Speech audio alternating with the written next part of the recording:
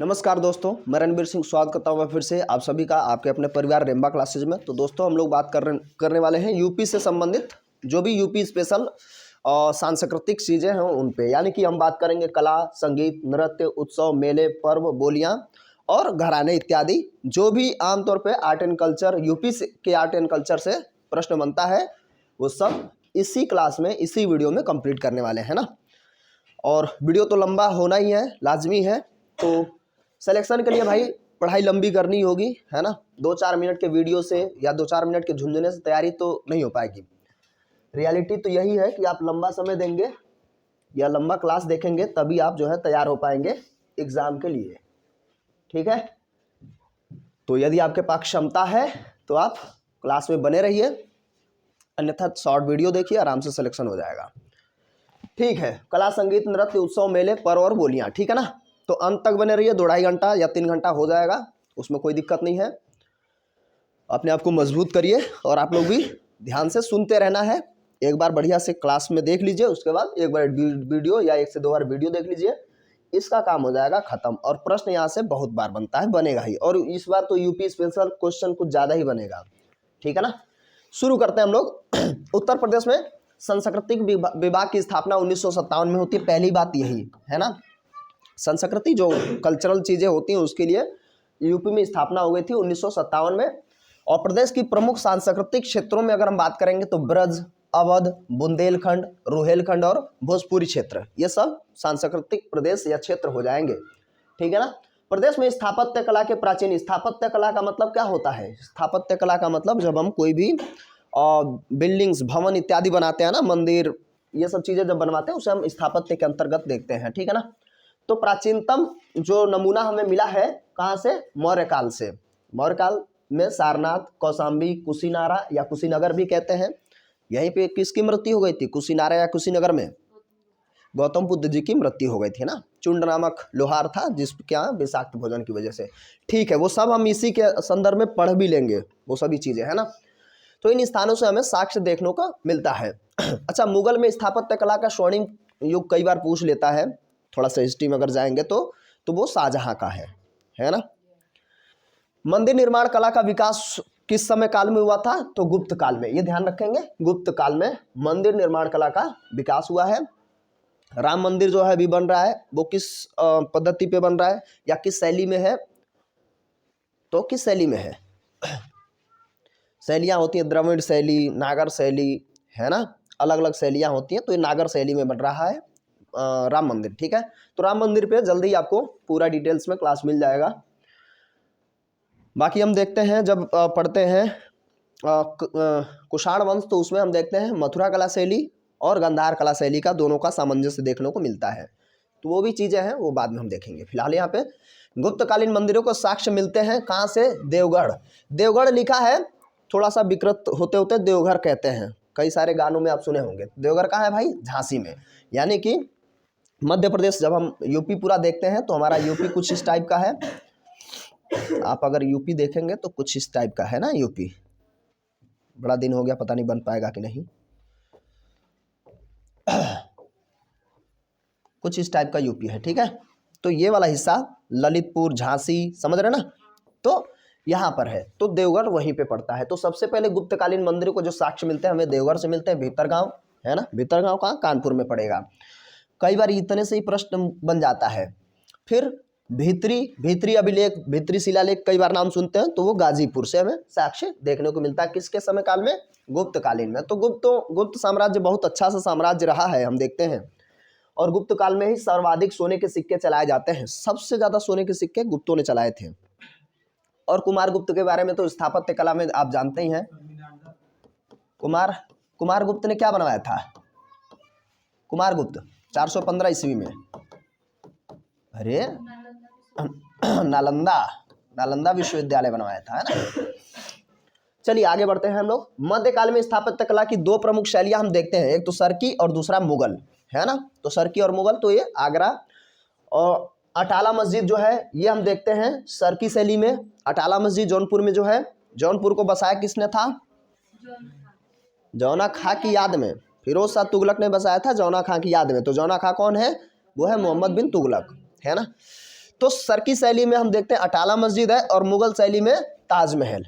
ठीक है, तो ये शैलियाँ हम स्पेशली मध्य भारत में देखते हैं। ठीक है, आधुनिक स्थापत्य कला की जो प्रमुख शैली है वो यूपी के अंदर लखनऊ शैली है। उसके बाद लखनऊ शैली का विशुद्ध नमूना, विशुद्ध का मतलब जो लखनऊ शैली में बनाया गया है वो बड़ा इमामबाड़ा है। ठीक है ना, बड़ा इमामबाड़ा जो है लखनऊ शैली में ही बनाया गया है। और ये क्लास पूरा इतना इंपॉर्टेंट है कि समझिए कि सभी एग्जाम में, चाहे आप यूपी के किसी भी एग्जाम की तैयारी कर रहे हैं, बड़े से लेकर के छोटे तक, सब में प्रश्न बनेगा इससे। चित्रकला की ओर अब हम बढ़ते हैं। थोड़ा सा वो हमारा इंट्रो टाइप का था, अब हम चित्रकला को पहले देखते हैं। तो चित्रकला के प्राचीनतम नमूने हम कहाँ से देखते हैं? मिर्जापुर सोनभद्र के सोनकड़ा और लेखनियांदरी, मनिकपुर, जोगीमारा, होशंगाबाद, रायगढ़ स्थलों से जो है सैल मतलब पहाड़ है ना, पहाड़ों और गुफाओं पे हम देखते हैं क्या? भित्ति, जिसे हम भित्ति चित्रकला भी कहते हैं। तो चित्रकला हम देखते हैं यूपी के अंदर, स्पेशली मिर्जापुर सोनभद्र के आसपास वाले क्षेत्रों से ज़्यादा हमें देखने को मिलता है। मध्यकाल की प्रमुख चित्रकला शैलियाँ रही हैं मुगलों में चित्रकला का स्वर्णिम युग किसे कहा जाता है? किसके शासनकाल को? जहांगीर के शासनकाल को हम लोग क्या कहते हैं? चित्रकला का स्वर्णिम युग। ठीक है ना। तो मुगल कला, आगरा हम देखते हैं, मथुरा में ब्रज, बुंदेली शैली भी हम देखते हैं। तो ये चित्रकला के प्रमुख जो है मध्यकाल के समय के जो शैलियाँ रही हैं। मुगल चित्रकला की शैली का नींव किसने रखा था? हुमायूं। नींव रखने वाला व्यक्ति है हुमायूं। हुमायूं कौन सा शासक है? दूसरे नंबर का शासक, बाबर का पुत्र हुमायूं। हुमायूं के उपरांत फिर हुमायूं के बाद कौन आएगा?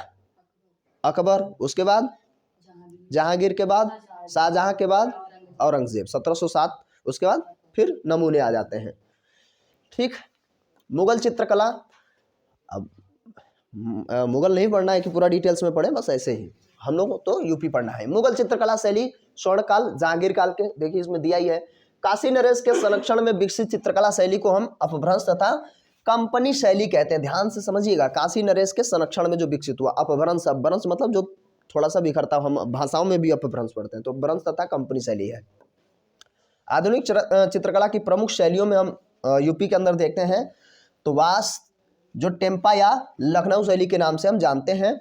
लखनऊ चित्रकला शैली के जनक जो हो जाएंगे, ये स्पेशली आपको बिल्कुल याद रखना है, असित कुमार हलदार।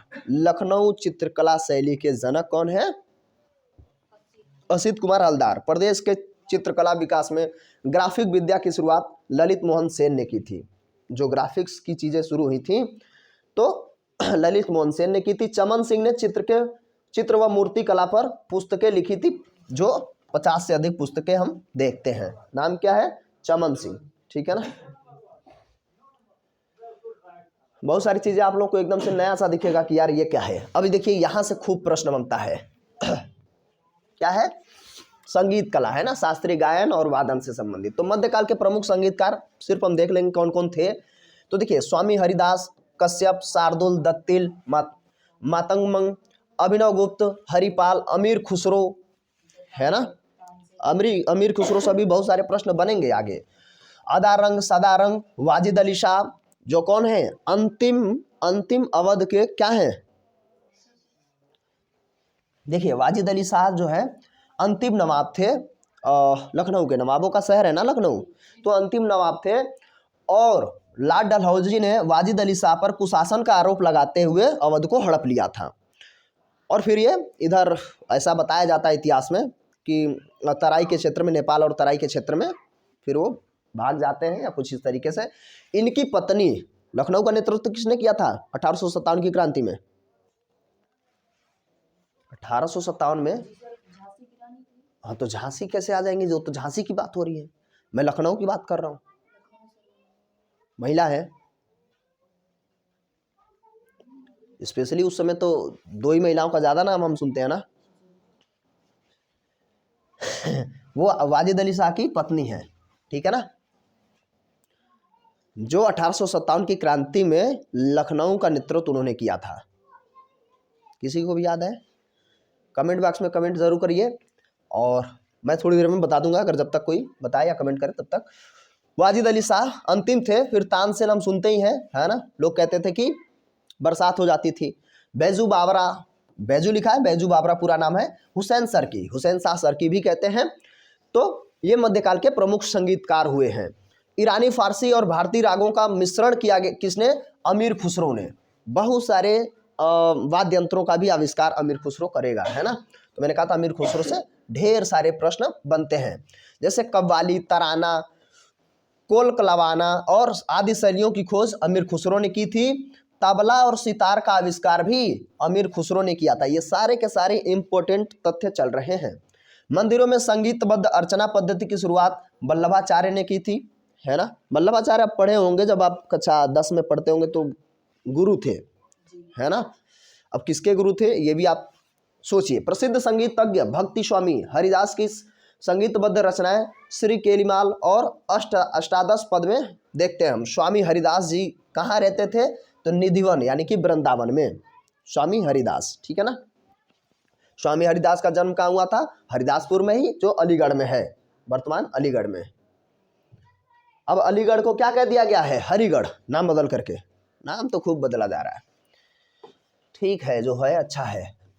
धूम्रपद और धमार राग का प्रवर्तन किसने किया था, तो स्वामी हरिदास ने। धूम्रपद पद का ये देखिए, ये शैली है, गायन शैली है ध्रुपद, है ना। ध्रुपद धमार किसने इसका जो है प्रवर्तन किया है, स्वामी हरिदास ने। कृष्ण भक्त स्वामी हरिदास प्रसिद्ध है किसके लिए, ध्रुपद गायन के लिए। तो ये बहुत बार प्रश्न पूछता है। और हरिदास हम जानते हैं कृष्ण भक्ति काव्य, कृष्ण काव्य धारा के जो है, भक्ति काव्य धारा के ये लेखक रहे हैं और संगीतज्ञ रहे। तानसेन, बैजू बावरा, गोपाल आदि 8 शिष्य थे किसके, स्वामी हरिदास जी के ही ये 8 शिष्य थे, जिसमें से तानसेन, बैजू बावरा और गोपाल इत्यादि के बारे में कुछ कहानियां भी होती हैं कि तानसेन से बड़ा प्रसन्न अकबर रहा करता था, तो उसने कहा कि बताओ भाई तुम्हारे गुरु कैसे हैं, है ना। तो गुरु जी तो भाई किसी के कहने पे तो गाते नहीं थे, तो छुप के वो लोग सुन रहे थे। कुछ ऐसी कहानियां सुने होंगे शायद आप लोग।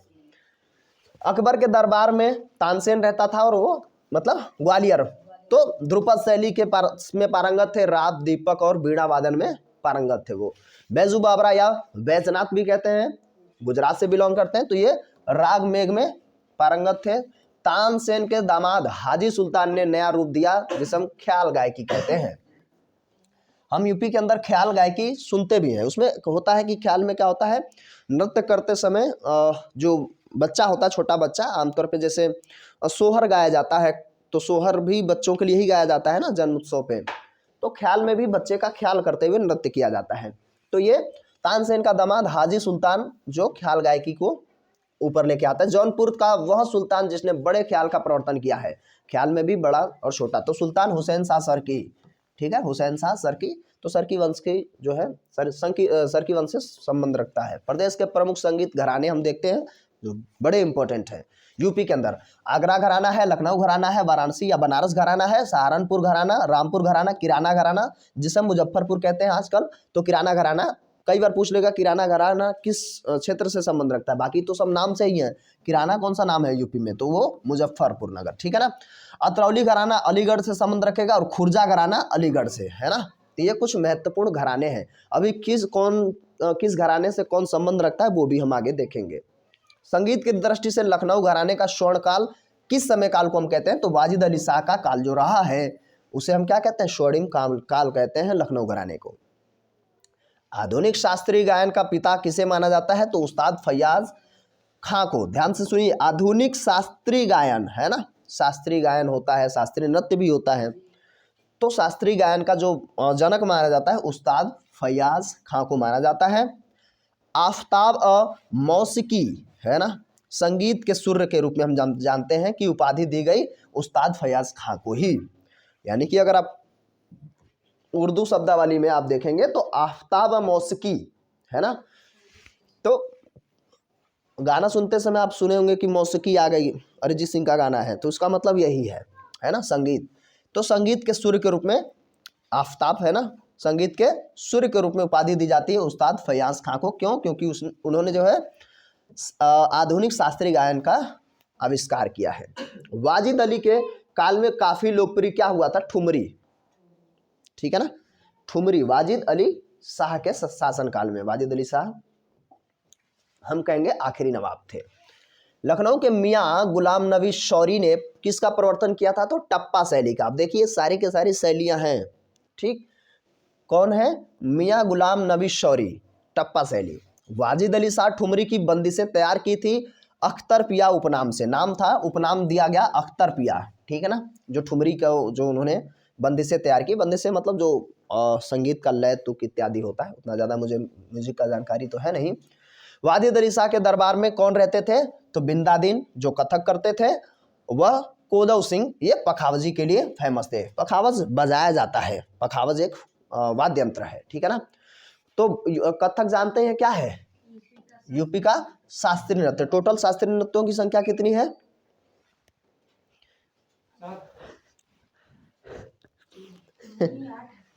7, 8, 6, ये क्या कर रहे हो यार, टोटल 8 है। 8 में से कथक यूपी का है, कथकली केरला का है, वो हम उनको बाद में देखेंगे, या देख लें। कथक यूपी का, कथकली और मोहिनीअट्टम केरल, ठीक है ना। मोहिनीअट्टम केरला का हो गया। उसके उपरांत और हम बात करेंगे भरतनाट्यम, भरतनाट्यम तमिल का है ना। और उसके उपरांत मोहिनीअट्टम तो हो गया।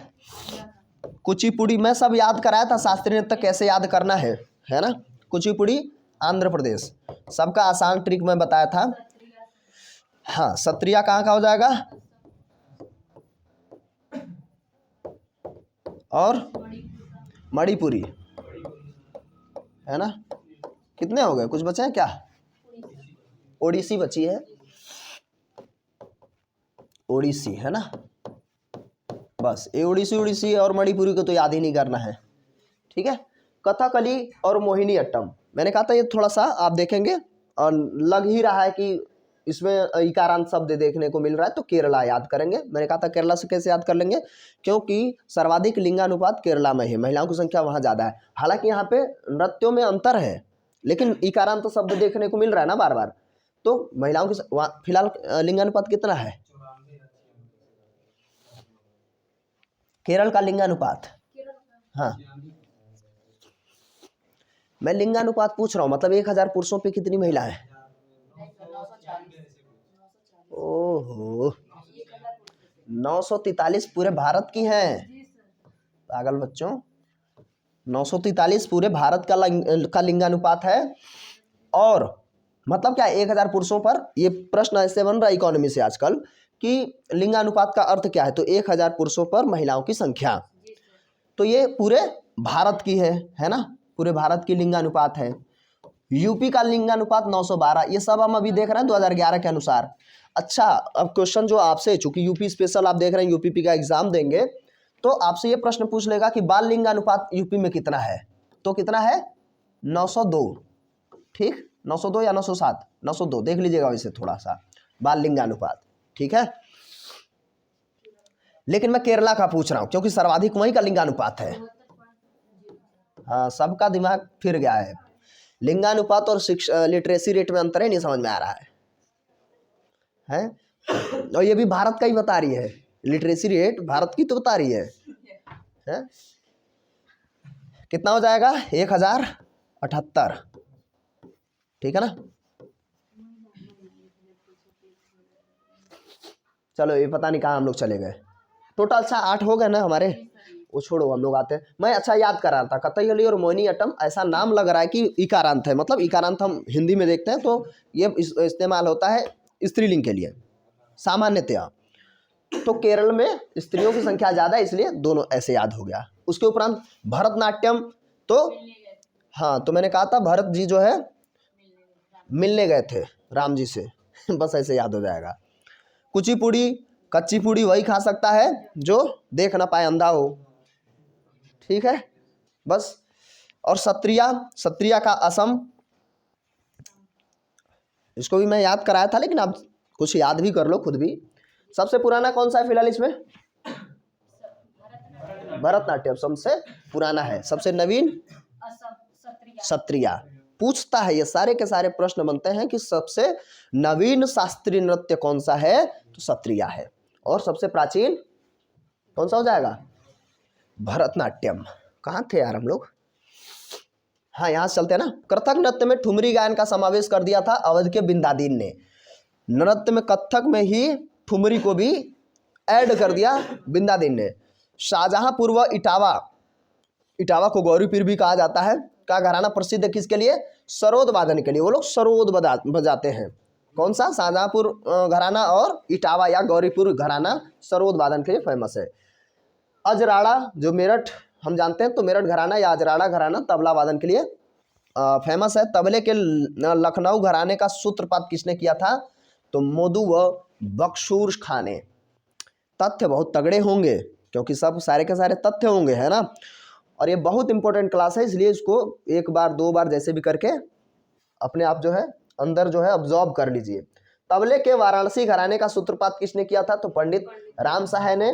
मोदू खां, बख्शूर खां और मुन्ने खां, खलीफा जो है वाजिद हुसैन खां, अशफाक, हिरेंद्र गांगुली और आदि तबला वादक कहाँ के हैं? लखनऊ घराने से संबंध रखते हैं, जो सारे के सारे लोग तबला बजाते हैं। ठीक, अब इसमें से प्रश्न पूछ लेगा कि भाई मोदू खां किस विधा से संबंधित है? तो तबला वादक है। ठीक, इस तरीके से प्रश्न बनता है, याद रखेंगे ना। मोदू खां, बख्शूर खां, मुन्ने खां, खलीफा, वाजिद हुसैन खां, अशफाक और हिरेंद्र गांगुली। हिरेंद्र गांगुली से ज्यादा प्रश्न बनेगा, बाकी सब मुस्लिम में एक हिंदू है लखनऊ घराने में तबला बजाने वाले में। तो इस तरीके से प्रश्न बनता है। ठीक, उसके उपरांत हम आगे बढ़ेंगे। राम सहाय, अब देखिए हम देख रहे हैं कौन क्या किससे संबंधित है। राम सहाय, जानकी सहाय, दुर्गादास सहाय, कंठे महाराज, किशन महाराज, शारदा सहाय, भैरव प्रसाद, पंडित अनोखे लाल और महावीर भट्ट, परतप्पू महाराज, वाचा मिश्र, समता प्रसाद मिश्र उर्फ गुदई महाराज। गुदई महाराज से बहुत बार प्रश्न पूछा है, ठीक है ना। और रामजी मिश्र, ये सब तबला वादक है, लेकिन किस घराने से संबंध रखते हैं?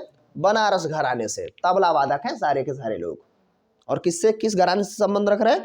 बनारस घराने से। उसके उपरांत अलाउद्दीन खां व उनके अन्य शिष्यों में हम देखेंगे पंडित रविशंकर, राजभाव सिंह, मुश्ताक अली खां, वीरेंद्र कुमार मिश्रा, ये सब के सब सितार वादक हैं और ये बनारस घराने से संबंध रखते हैं। हमें वादकों से भी याद रखना, देखिए दोनों तथ्य एक साथ हैं, हमें वादक भी याद रखने हैं और उसके उपरांत घराने भी, ठीक है ना। हाँ, अब देखिए ये आगे देखते हैं। रजा खां, गुलाम मोहम्मद, सारे के सारे तथ्य मिलेंगे, मिस कुछ नहीं होगा इस क्लास में। रजा खां, गुलाम मोहम्मद, रहीम सेन, इलियास खां, ये सब सितार वादक हैं और ये भी किससे संबंध रखते हैं? लखनऊ घराने से। ठीक, इटावा घराना किसके लिए प्रसिद्ध भाई? सितार वादन के लिए। इटावा वाले जो भी घराने हैं सितार बजाते हैं। शंभू महाराज, पागलदास, नाम ऐसा है लेकिन काम अच्छा है, ठीक है ना। महंत अमरनाथ, मन्नू मिश्र, मदन मोहन, भोलानाथ, ये सब पखावज बजाते हैं और ये बनारस घराने से संबंध रखते हैं। ठीक, कोदऊ सिंह, पंडित सखाराम, पंडित अयोध्या प्रसाद, ये सब पखावज वादक हैं और लखनऊ घराने से संबंध रखते हैं। इतना जल्दी याद तो होगा नहीं, देखिए सीधी सी बात है, सारे के सारे फैक्ट हैं, तो आपको थोड़ा मल्टीपल रिवाइज करना होगा और रिवीजन के तौर पे ही हम लोग इसको चल रहे हैं लेकर के। सादिक अली खान सारंगी बजाते हैं, लखनऊ घराने से संबंध है। जब इक्का दुक्का वादक हो तो एकदम से उनको तो कंठस्थ कर ही लेना चाहिए, बाकियों को तो हमें पढ़ना ही है। पंडित राम बख्श, गणेश जी, हनुमान मिश्र, गोपाल मिश्र, नाम है तमाकू जी, वंशी महाराज, शंभुनाथ मिश्र और विरई जी, ये सब सारंगी बजाते हैं और ये के सारे बनारस घराने से संबंध रखते हैं।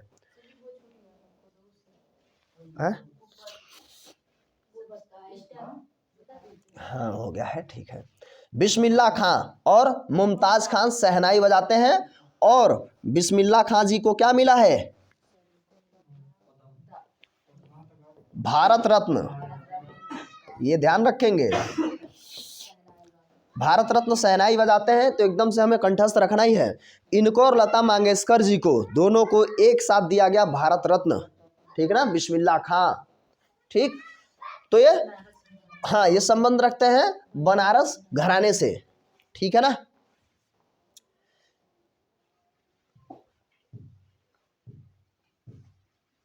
श्रीमती एन राजम, बनारस घराना इनका भी है। ओंकारनाथ ठाकुर व जी गोस्वामी लखनऊ घराने से संबंध रखते हैं, ये वायलिन बजाते हैं। ओंकारनाथ ठाकुर, श्रीमती एन राजम और जी गोस्वामी वायलिन बजाते हैं।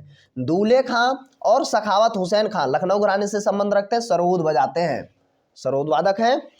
रघुनाथ सेठ व हरिप्रसाद चौरसिया, बहुत बार प्रश्न बनता है, हरिप्रसाद चौरसिया बांसुरी वादक हैं जो प्रयागराज इलाहाबाद से संबंध रखते हैं, ठीक है ना। पंडित राम सेवक मिश्रा, पंडित छन्नूलाल मिश्रा, देखिए जो ज़्यादा प्रश्न रिपीट करता है उस पर मैं थोड़ा सा लाइन किया करूँगा। छन्नूलाल मिश्रा, शिवा पशुपति मिश्र, राजन साजन मिश्र, अमरनाथ पशुपति नाथ मिश्रा, धर्मराज मिश्र और ध्रुपद व शास्त्री गायक, ये दोनों जो है ध्रुपद व शास्त्री, सारे के सारे ध्रुपद व शास्त्री जो ख्याल गायक हैं इनसे संबंध रखते हैं ये बनारस घराने से। छोटी मैना बड़ी मैना, देखिए मैना मैना से आता है, रसूल बाई, सरस्वती देवी, विद्याधरी देवी, मोती केसर और ये आदि जो है ठुमरी टप्पा गायिकाएं हैं बनारस घराने से संबंध रखती हैं। सिद्धेश्वरी देवी, गिरजा देवी और बागेश्वरी देवी, कृष्णा देवी, ये सब ठुमरी गायिकाएं हैं, ये भी बनारस घराने से संबंध रखती हैं। अब इतना ज़्यादा डेटा हो जाएगा, इसको थोड़ा सा मेहनत करिएगा। ठुमरी की पृथ्वी अंग शैली है, कौन सा, बनारस घराने से। इमाम बाई, चित्राबाई, अकबर अली खां, सादे खां से कई बार बना है, ये सब टप्पा गायक या गायिकाएं हैं बनारस घराने से, ये भी संबंध रखते हैं। पहली बात तो ये तो समझ में आने लगा ना कि टप्पा एक शास्त्रीय नहीं, गीत संगीत है ना, शास्त्रीय तो नहीं है। प्रसिद्ध नृत्यकार उदय शंकर व गोपी कृष्ण किससे संबंध रखते हैं, बनारस घराने से, ठीक है ना।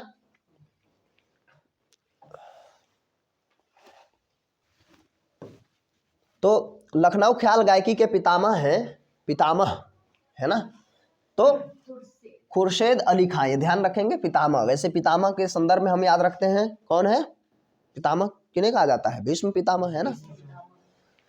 सूरज खां, चांद खां, छज्जू खां, दूल्हे खां, नवाब कासिम, ये सब लखनऊ घराने से संबंध रखेंगे। और गुलाम हुसैन, ये सब ख्याल गायक हैं, ये सारे के सारे इंपॉर्टेंट हैं, पूछता है ना। सूरज खां, चांद खां, छज्जू खां, दूल्हे खां, नवाब कासिम अली, गुलाम हुसैन, ये सब ख्याल गायक हैं, लखनऊ घराने से संबंध रखेंगे। चंद्राबाई, जसोबाई, जयसुखबाई, धन्नोबाई, रहीमबाई, ये सब ख्याल गायिकाएं हैं और ये लखनऊ घराने से संबंध रखते हैं। बेगम अख्तर गजल और शास्त्रीय गायिका थी, बेगम अख्तर, ठीक है ना। प्रसिद्ध जरीना बेगम और सुनीता झिंगरन, ये गजल और शास्त्रीय गायिका ये भी हैं।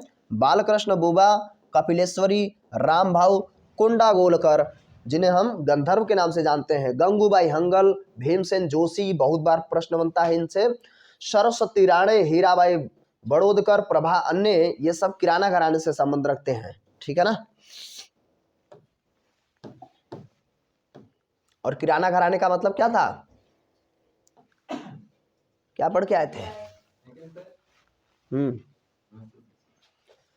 दक्षिण भारत में हिंदुस्तान शैली को लोकप्रिय बनाया था किसने, अब्दुल करीम खान ने, जो दक्षिण भारत में हिंदुस्तानी शैली को फेमस करने का काम किया था। और ये किससे संबंध रखते थे, किराना घराने से। रामपुर घराने के वजीर अली खान ने वीणा वादन में ख्याल पद्धति को इसमें इंक्लूड कर दिया था, तो ये सैनिया घराने से संबंध रखते थे। आगरा संगीत घराने का प्रवर्तन श्यामरंग और सरसंग ने किया था, सरसरंग ने किया था, ठीक है ना। दीपाली नाग, मदुरै रामास्वामी, जगन्नाथ बुबा, गुड़ीदास, केजी गिंदे, गोविंद राव टोम्बे, स्वामी वल्लभ दास और पंडित विशंभर दीन, फैयाज खां आदि जो है आगरा घराने से संबंध रखते हैं। अब घराना तो लगभग खत्म हो गया, घराने में आप सोच रहे हो क्या घराना चल रहा है।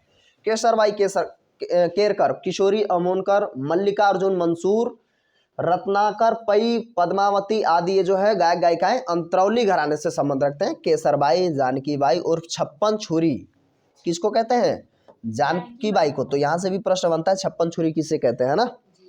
उससे छुरी या चाकू कहाँ का फेमस है, रामपुर का। तो ये सब गायिकाएं कहाँ की थी, प्रयागराज की, है ना। तो गायिका को छप्पन छुरी के नाम से फेमस किया गया, थोड़ा अच्छा नहीं है, नर्तिका होती समझ में आता है ना। संगीत कला, जो प्रमुख लोकगीत हैं वो हम देखते हैं, ये एकदम से याद होता जाएगा, साथ साथ में एकदम से ध्यान से सुनना है। थोड़ा सा टफ वो घराने और संगीत वो जो थे, कजरी, चौलर, कराही, गारी जो होती है, जो गाली दिया जाता है। अभी भगवान श्री राम जी को खूब गाली दिया जा रहा है। कौन कौन गाली दे रहे हैं, मिथिला वाले लोग अर्थात बिहार और नेपाल वाले लोग, है ना। तो भाई वो तो गरियाएंगे ही। पूर्वी, कहरवा, सोहनी। अब देखिए सोहनी रोपनी ये जो होता है ना, अब तो नहीं होता, अब तो लेबर और मशीनें धीरे धीरे आ गई, हर चीज़ के लिए दवा डाल दिए, सोहनी होता ही नहीं है। तो पहले सोहनी होती थी। सोहनी का मतलब निराई जो हम करते हैं खेतों में, और जब धान रोपते हैं उस समय तो रोपनी सोहनी। और उसी समय आमतौर पे हम कजरी भी गाते हैं ना। दादरा, नटका, बिरहा। बिरहा में पूछता है कि ये आमतौर पे वीर रस से संबंधित है ना, किसी के जीवन के बारे में बताया जाता है। झूमर, झूला, लोरकी, चैता, फगुआ, जोगीरा, विदेशिया, सोहर, बधाई गीत और कव्वाली, ये सब कहाँ के लोग गाते हैं? पूर्वांचल। नाम से ही समझ में आ रहा है कि पूर्वांचल के लोग ही गाते होंगे, है ना। तो ये सारे के सारे फगुआ, जोगीरा गाते हैं ना। बिरहा सामान्यतः पूरे प्रदेश में और विशेषतः पूर्वांचल वाले क्षेत्र में तो गाया जाता है बिरहा, ठीक है ना। पूरे प्रदेश में गाया जाता है, लेकिन पूर्वांचल में, चूंकि पहले ही हम पढ़ लिए हैं, कहीं देखिए ऊपर कहीं बिरहा था, ठीक है ना। कजरी का विषय क्षेत्र कौन सा हो जाएगा? मिर्जापुर और बनारस। मिर्जापुर और बनारस का क्षेत्र जो है कजरी वहाँ फेमस है ना। और ये आमतौर पे किस मौसम में गाया जाता है? बरसात के समय काल में ही गाया जाता है, जब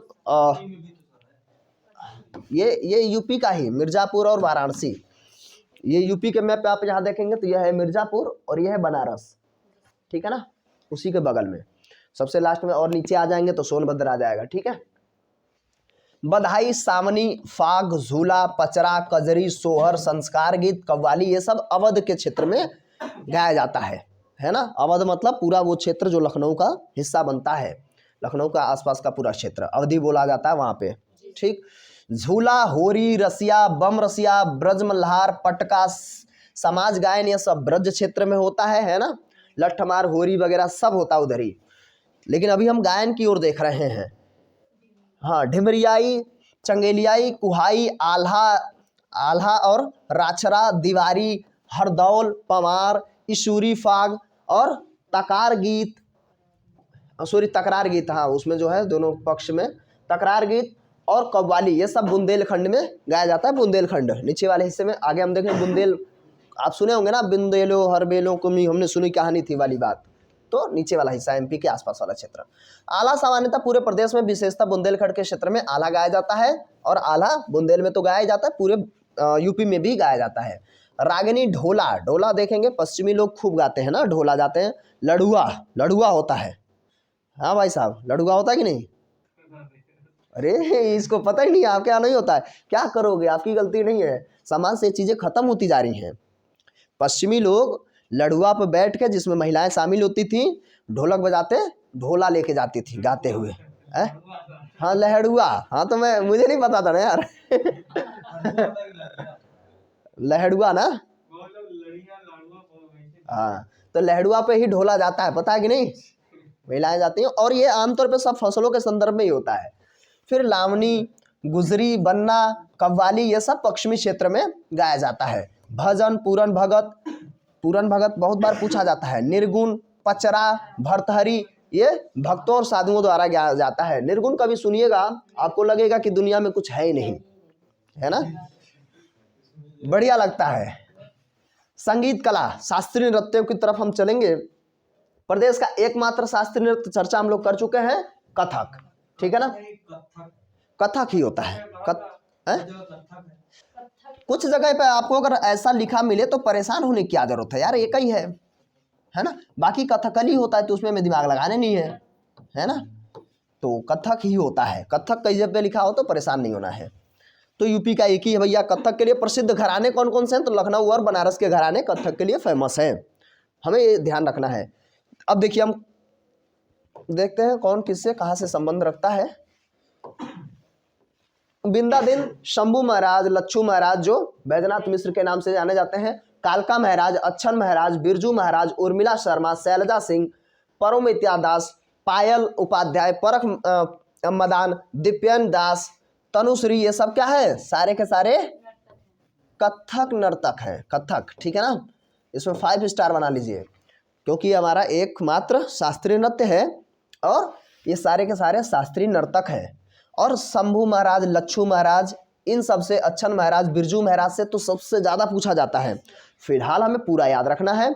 और ये सारे के सारे लोग लखनऊ घराने से संबंध रखते हैं, क्योंकि 2 ही घराने जो है कथक के लिए जाना जाता है, लखनऊ घराना और बनारस घराना। तो अभी लखनऊ घराने से कौन कौन है फिर से देखिए, पुनः देखिए, काफ़ी इंपॉर्टेंट है। बिंदादिन, शंभू महाराज, लच्छू महाराज को बैजनाथ मिश्र भी कहते हैं, और कालका महराज, अच्छन महराज, बिरजू महराज, उर्मिला शर्मा, शैलजा सिंह से भी कई बार जीडी में भी पूछा है ना। परोमिता दास, पायल उपाध्याय, परख मदान, दित्येन दास और तनुश्री, ये सब के सब कथक नर्तक हैं जो लखनऊ घराने से संबंध रखते हैं। फिर हम बात करेंगे अब बनारस घराने की ओर चलेंगे। पंडित शिवनंदन मिश्र, बड़े रामदास, छोटे रामदास, दोनों रामदास याद रखना है, बस बड़े और छोटे हो गए, है कि नहीं। जयकरण मिश्र, हरिशंकर मिश्र, गोपी कृष्ण चौबे, उदय शंकर, महादेव मिश्र, सितारा देवी, बहुत बार पूछा जाता है सितारा देवी से। अलखनंदा, ये सब कथक नर्तक है, लेकिन कौन से घराने से संबंध रखेंगे, बनारस, ठीक है ना। इतनी लाइन को पी लीजिए बस, ठीक है ना। आगे बढ़े अब, या एक बार और रिवाइज कर दें। शिवनंदन मिश्र, देखिए नाम एकदम से अलग अलग रहेंगे, एकदम ऐसा नहीं कि मिक्स कर लेंगे, दोनों रामदास हो जाएंगे बड़े और छोटे। जयकरण मिश्र, हरिशंकर मिश्र, गोपी कृष्ण चौबे, इसमें कोई भी दुबे चौबे नहीं है और इसमें है, ठीक। उदय शंकर और महादेव मिश्र। सितारा देवी तो एकदम से याद ही रखना आपको, जैसे हमें बिरजू महाराज का याद रखना होता है ऐसे सितारा देवी, दोनों काफी फेमस हैं।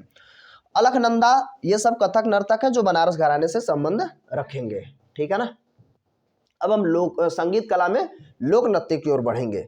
अब यहाँ से, और ये सारे के सारे जब प्रीवियस ईयर क्वेश्चन आप देखेंगे, आप पहले से कोई यूपी का एग्जाम दिए हो तो आपको पहले ही समझ में आ जाएगा कि कितना इंपॉर्टेंट ये टॉपिक है। संगीत कला में प्रमुख लोक नृत्यों की ओर चलेंगे।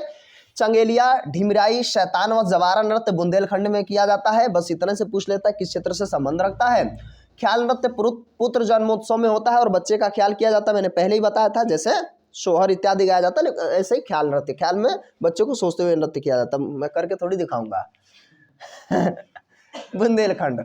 कुम्हराई नृत्य कुम्हारों द्वारा ही किया जाता है, तो ये भी बुंदेलखंड क्षेत्र में होगा। सैरा, सौरा या सायरा कहते हैं, ये फसल कटने के उपरांत होता है या उसी के समय में कहेंगे तो फसल कटने के बाद ही आमतौर पे त्योहार मनाए जाते हैं ना।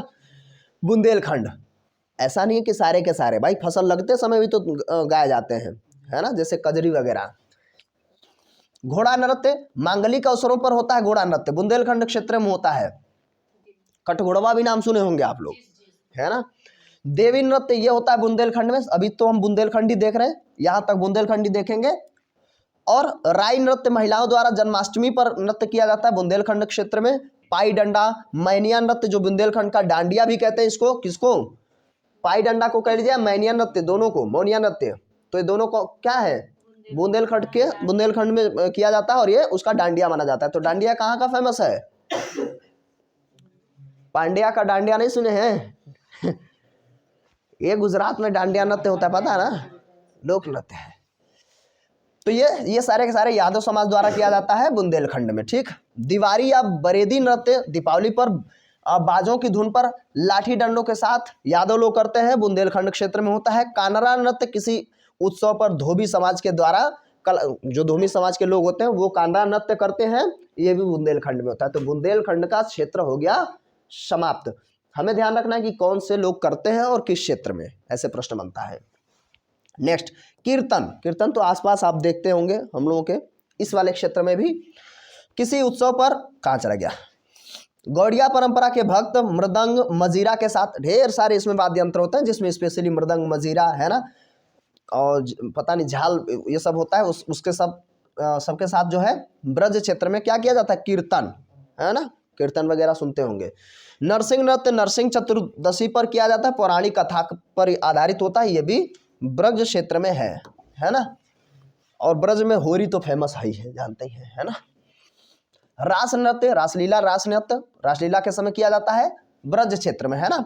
उसमें ये दिखाया जाता है जिसमें कृष्ण और गोपियों के संदर्भ में उसमें चीजें दिखाई जाती हैं रास नृत्य में। रासक दंड नृत्य ब्रज क्षेत्र में होगा। मयूर नृत्य मोर पंख पहनकर किया जाता है, ये भी ब्रज क्षेत्र में ही होगा।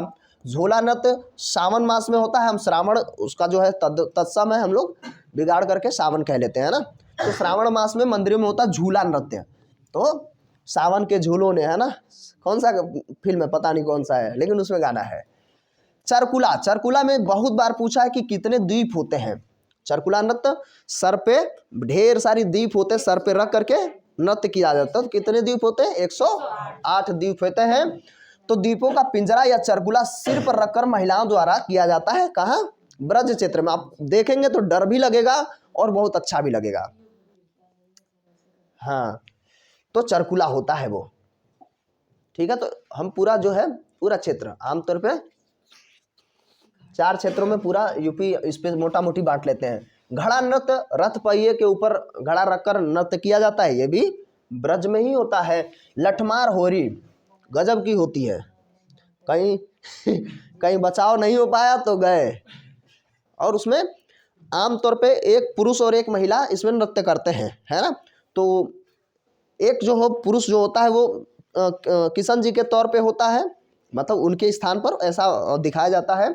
और जो महिला होती है राधा के रूप में, तो डंडा से खूब धुलाई चलता है, अब वो बचते हैं है ना। तो लठमार होली होती है, सोचो कितनी घातक है नहीं बचे तो काम हो गया। तो ये बरसाना और नंदगांव के लोग करते हैं ना, दोनों ससुराली वाले लोग हैं ब्रज क्षेत्र में, ठीक है ना। बरसाना की राधा है और नंदगांव से संबंध कृष्ण जी का रहता है। तो यहाँ के लड़के जाते हैं, यहाँ की लड़कियाँ, ठीक। अब कल्पना करिए कि क्या माहौल चलता है। तो यूपी के अंदर, अब यूपी देखिए विश्व में इतना ज़्यादा जो है फेमस होने वाला है कुछ आगे आने वाले समय में, तो ये भी चीज़ें ज़्यादा ऊपर उठ के आएंगी, है ना। नटवरी नृत्य अहिर समाज, अहिर मतलब यादव समाज द्वारा किया जाता है पूर्वांचल क्षेत्र में। अब देखिए कुछ ऐसे शब्दावली जब देखने को मिल जाएंगे तो समझ जाइए पूर्वांचल की बात हो रही है। कठ घोड़वा नृत्य आ गया, कृत्रिम घोड़ा लेकर के नृत्य किया जाता है, ये भी पूर्वांचल में ही किया जाता है। झूमर नृत्य, मांगलिक अवसर पर महिलाएं एक दूसरे का हाथ पकड़ के झूमर झूमर करती है ना, पूर्वांचल क्षेत्र में पकड़ करके ऐसे गोल गोल घूमती हैं तो ये झूमर, ठीक है बाबू, वहां घूमर होता है, गड़बड़ कर जाओगे यार तुम लोग वो घूमर है, ये झूमर है, दोनों सिमिलर हैं कुछ ना कुछ, थोड़ा बहुत जो है हम देखेंगे, बहुत ध्यान से देखेंगे तो अंतर समझ में आएगा। झूमर और घूमर, तो घूमर अलग है और ये झूमर है, ठीक है ना। हाँ वो राजस्थान का, हम यूपी पढ़ रहे हैं, तो यूपी में झूमर है और कहाँ, पूर्वांचल में। पूर्वांचल मतलब ऊपर आगे का हिस्सा, देवरिया, गोरखपुर, बलिया, है ना, ये वाला पूरा क्षेत्र हम देखते हैं, मिर्जापुर के आसपास वाला, हालांकि थोड़ा सा इधर आने लगेंगे तो बिंदल में आने लग जाएगा, तो उधर सब पूर्वांचल में पड़ता है। तो वहाँ झूमर किया जाता है, झूमर, है ना, महिलाएं एक दूसरे का हाथ पकड़ के नृत्य करती हैं, और घूमर राजस्थान में हम देखते हैं, ठीक है ना। गोड़व नृत्य प्रहसन प्रधान, बीच बीच में हरबोल होता है, पूर्वांचल क्षेत्र में ही होता है, हंसी मजाक वाली बात होती है। डोमकच नृत्य भी होता है, तो भाई डोम समाज द्वारा ही होगा। डोम मतलब जो सूप इत्यादि बनाते हैं वो, तो वो ये पूर्वांचल में आज भी है भाई साहब। कभी वहाँ जाइए, एक शादी में मैं गया था तो मैं देखा कि वहाँ पे और वो सींग बजाने के लिए स्पेशली बुलाया गया था।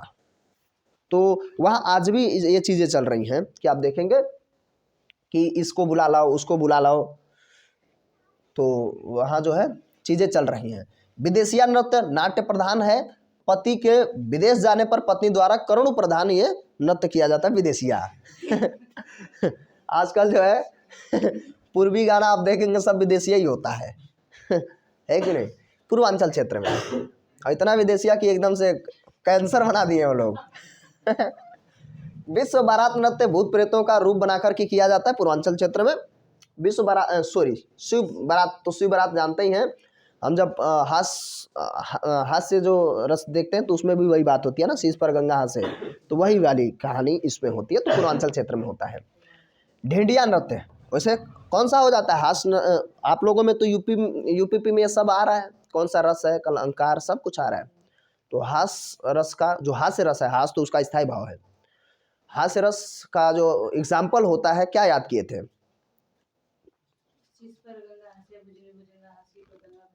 हाँ, शीश पर गंगा हंसे भुजनी भुजंगा हंसे, हास को ही दंगा भयो नंगा के विवाह में। तो पूरा थोड़ी याद करना होता, कक्षा 10 में नंबर मिल जाए उतना याद कर लिए, है नहीं। तो ये यही जो है फिट बैठता है। तो कौन से भूत प्रेत का रूप बना करके लोग नृत्य करते हैं पूर्वांचल में। ढिंडिया नृत्य महिलाएं द्वारा छिद्र युक्त मटके में दीप रख करके पूर्वांचल में नृत्य किया जाता है, ढिंडिया होता है ना। नटुआ नृत्य नटुआ लोग द्वारा किया जाता है, पूर्वांचल क्षेत्र में ही होता है। नटुआ नटका ऐसा शब्द आप देखेंगे।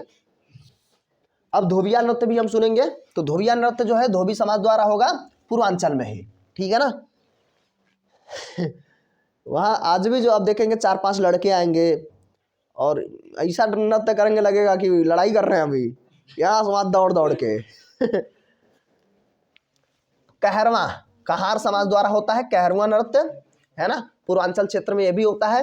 नकटौरी नृत्य महिलाएं और पुरुष, नहीं महिलाएं जो होती है पुरुष वेश में नृत्य करते हैं, उसे हम क्या कहते हैं, नकटौरा नृत्य, पूर्वांचल क्षेत्र में ये भी होगा। फिर परुआही नृत्य, पांव व कमर में घुंघरू बांधकर लाठी डंडों के साथ यादव समाज द्वारा किया जाता है। अब हम आ गए अवध क्षेत्र में, है ना। बधाई नृत्य, राम जन्म उत्सव पर बधाई दिया जाता है, तो अवध क्षेत्र में, है ना, बधाई नृत्य है। जोगनी नृत्य, रामनवमी पर पुरुष स्त्री का रूप बना करके नृत्य करते हैं। कई बार पूछा है कि जोगनी नृत्य में कौन नृत्य करता है, पुरुष या महिलाएं, तो पुरुष जो है, पुरुष स्त्री का रूप धारण करके जोगनी नृत्य करता है ना। जैसे भगवान विष्णु जी पता नहीं क्या जोगनी या क्या बन के नृत्य किए थे ना, भस्मासुर वाली बात, मोहिनी का, है ना, कुछ ऐसा। बहुरूपिया, नाम ही बहुरूपिया है, तो बहुरूपिया नृत्य भिन्न भिन्न रूप बना करके नृत्य किया जाता है, ये अवध क्षेत्र में है। ढेंडिया नृत्य, मिट्टी की जालीदार मटका बनाया जाता है, उसमें नृत्य उसे लेकर के नृत्य किया जाता है अवध क्षेत्र में। मटका में नृत्य नहीं किया जाता है। नौआ झांखड़ और ढफला व सुराही नृत्य अवध क्षेत्र में ही किया जाता है। तो अवध क्षेत्र के कुछ नृत्य हो गए, है ना, जिसमें हम देखते हैं कौन कौन से हो जाएंगे। पहरुआई नृत्य, बधाई नृत्य, जोगनी नृत्य, बहुरूपिया नृत्य और ढेडिया नृत्य, साथ साथ में नौआ झाकड़ और डफला सुराही भी हम देख लेते हैं, ठीक है ना। अब हम बात करेंगे कर्मा नृत्य, जनजातीय समाज द्वारा किया जाता है, तो ये मिर्जापुर और सोनभद्र, हमें पता है कि सबसे ज्यादा जनजातियां सोनभद्र में ही हम देखते हैं, सोनभद्र मिर्जापुर के आसपास में क्षेत्र में सबसे ज्यादा जनजातियां हम देखते हैं। तो कर्मा नृत्य जनजातियों के द्वारा ही किया जाता है। भाई हैं वो लोग, तो नृत्य कौन करेगा। ढरकहरी नृत्य मिर्जापुर सोनभद्र क्षेत्र में, कुछ सोनभद्र मिर्जापुर के क्षेत्र में है। ढटिया नृत्य सरस्वती चरणों में किया जाता है, मिर्जापुर सोनभद्र क्षेत्र। चौलन नृत्य अच्छी वर्षा के वह फसल हेतु की बढ़िया बरसात हो तो चौलन नृत्य किया जाता है मिर्जापुर और सोनभद्र में। सैला व सैरा, सैला या सैरा भी कहते हैं, युवक जो है पैर में घुंघरू कमर में मोर पंख बांध करके नृत्य करते हैं मिर्जापुर और सोनभद्र। रागनी व गुजरी, ये भी घाघरा पहन के किया जाता है, तो महिलाएं करती हैं पश्चिमी क्षेत्र में, पश्चिमी क्षेत्र में रागनी और कौन सा गुजरी। गाना सुनते होंगे कभी। अब देखिए पुराने समय के जो संगीत होते थे अब तो धीरे धीरे खत्म हो गए, तो उसमें बार बार शब्द लेके आते थे गुजरिया, है ना, तो महिलाओं के संदर्भ में इस्तेमाल किया जाता था पश्चिमी क्षेत्र में। अब हम बात करेंगे संगीत कला, ये बस पश्चिमी क्षेत्र का, ये स्पेशली ध्यान रखेंगे रागनी और गुजरी, ठीक है ना। संगीत कला में देखेंगे प्रमुख लोक नाट्य, नाट्यों में वर्तमान प्रदेश में प्रमुख लोक नाट्य कौन कौन से हैं, जैसे रामलीला, रासलीला, नौटंकी, है ना।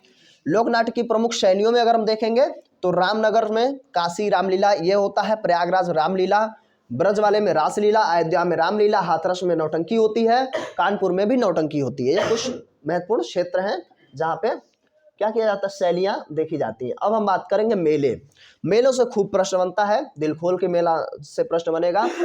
सबसे पहली बात तो यही ध्यान रखेंगे, कुछ चीज़ें अभी शायद तब्दीलियाँ हुई हैं तो उसको भी थोड़ा अपने आप देख लेंगे। महाकुंभ मेला तो विश्व का सबसे बड़ा मेला होता है प्रयागराज में प्रत्येक 12 वर्ष में, लेकिन अभी हाल फिलहाल में मैं थोड़ा सा इसमें आप लोग भी देख लेंगे 6 वर्ष में कर दिया गया है। अर्ध जो होता था, जैसे कुंभ मेला है, कुंभ मेला 6 वर्ष में होता है, महाकुंभ 12 वर्ष में, ठीक है ना, लेकिन अब उसका टाइम को घटा दिया गया है, तो थोड़ा देख लेंगे, बाई 2 कर दिया, 1/2, तो उसको थोड़ा स्वयं भी देख लेंगे। हाँ, लेकिन आपको स्पेशली एक चीज़ जरूर ध्यान रखना है कि इसमें भी सबसे ज़्यादा स्पेशल हो जाता है 144 वर्ष में, 144 के वर्ष उपरांत जब होता है, मतलब 12 गुणे 12, तो वो महाकुंभ का सबसे विशाल या सबसे अनुपम माना जाता है, समझ पा रहे ना। तो कुंभ मेला वैसे 4 जगह होता है, कहाँ कहाँ पर, हाँ, कुंभ मेला कहाँ कहाँ होता है, और सबसे ज़्यादा तो अब फेमस यही प्रयागराज का ही रहेगा। अब आगे भविष्य में और ज़्यादा बेहतर ही होता जाएगा, और इस बार हुआ ही था, आगे भी होने वाला है। कहाँ कहाँ कुंभ होता है, 4 जगह पे,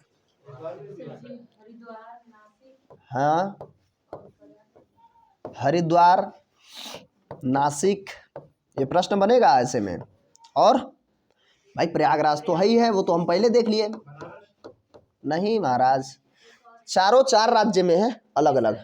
दूसरा है उज्जैन, ठीक। तो उत्तर प्रदेश, यूके, महाराष्ट्र, है ना, और मध्य प्रदेश, ठीक है ना। ये सारे चारों के चारों जो है कुंभ के लिए फेमस है। तो हम भैया हैं यहाँ के, तो यहीं के देखेंगे।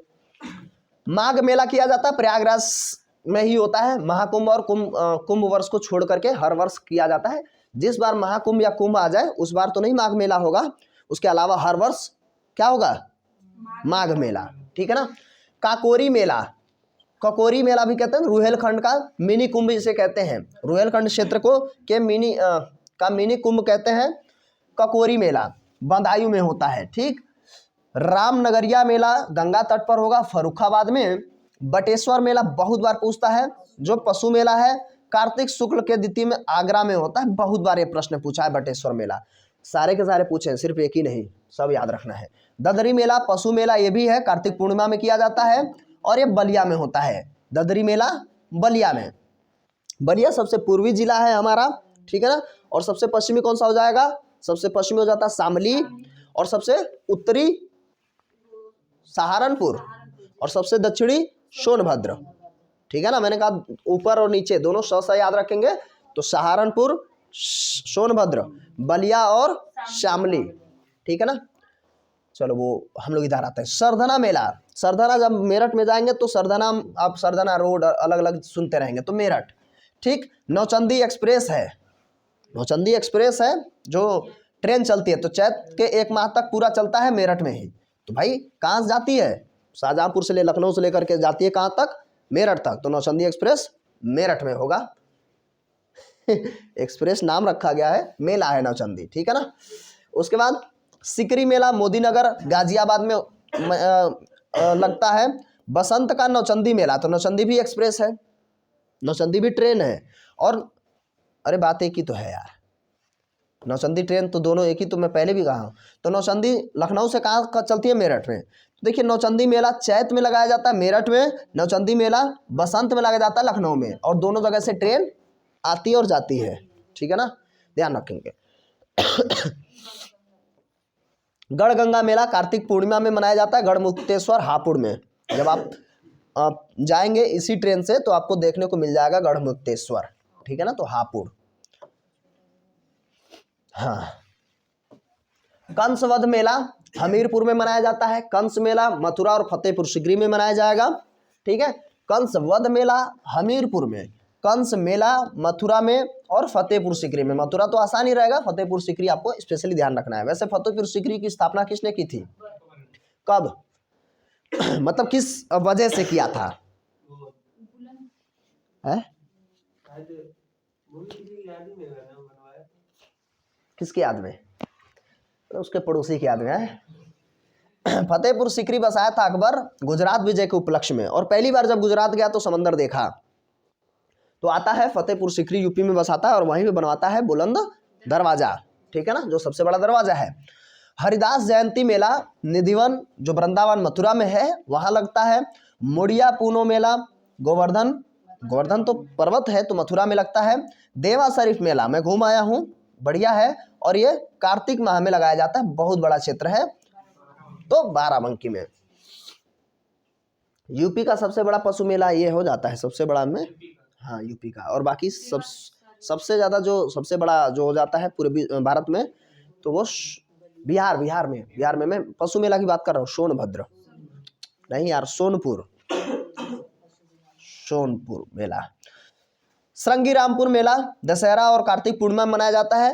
मनकपुर मेला भी कहते हैं, तो ये फर्रुखाबाद में हो जाएगा, मतलब ये दोनों हो जाएंगे। बाकी सैयद सालार मेला कई बार पूछा, ये भी बहराइच में है। सैयद सालार मेला बहराइच में। ढाई घाट कई बार सुनते होंगे, तो ढाई घाट शाहजहाँपुर में।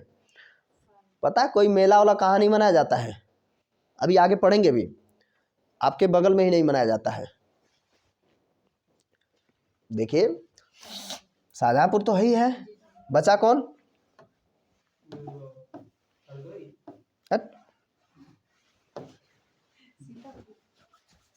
अरे इतना, हाँ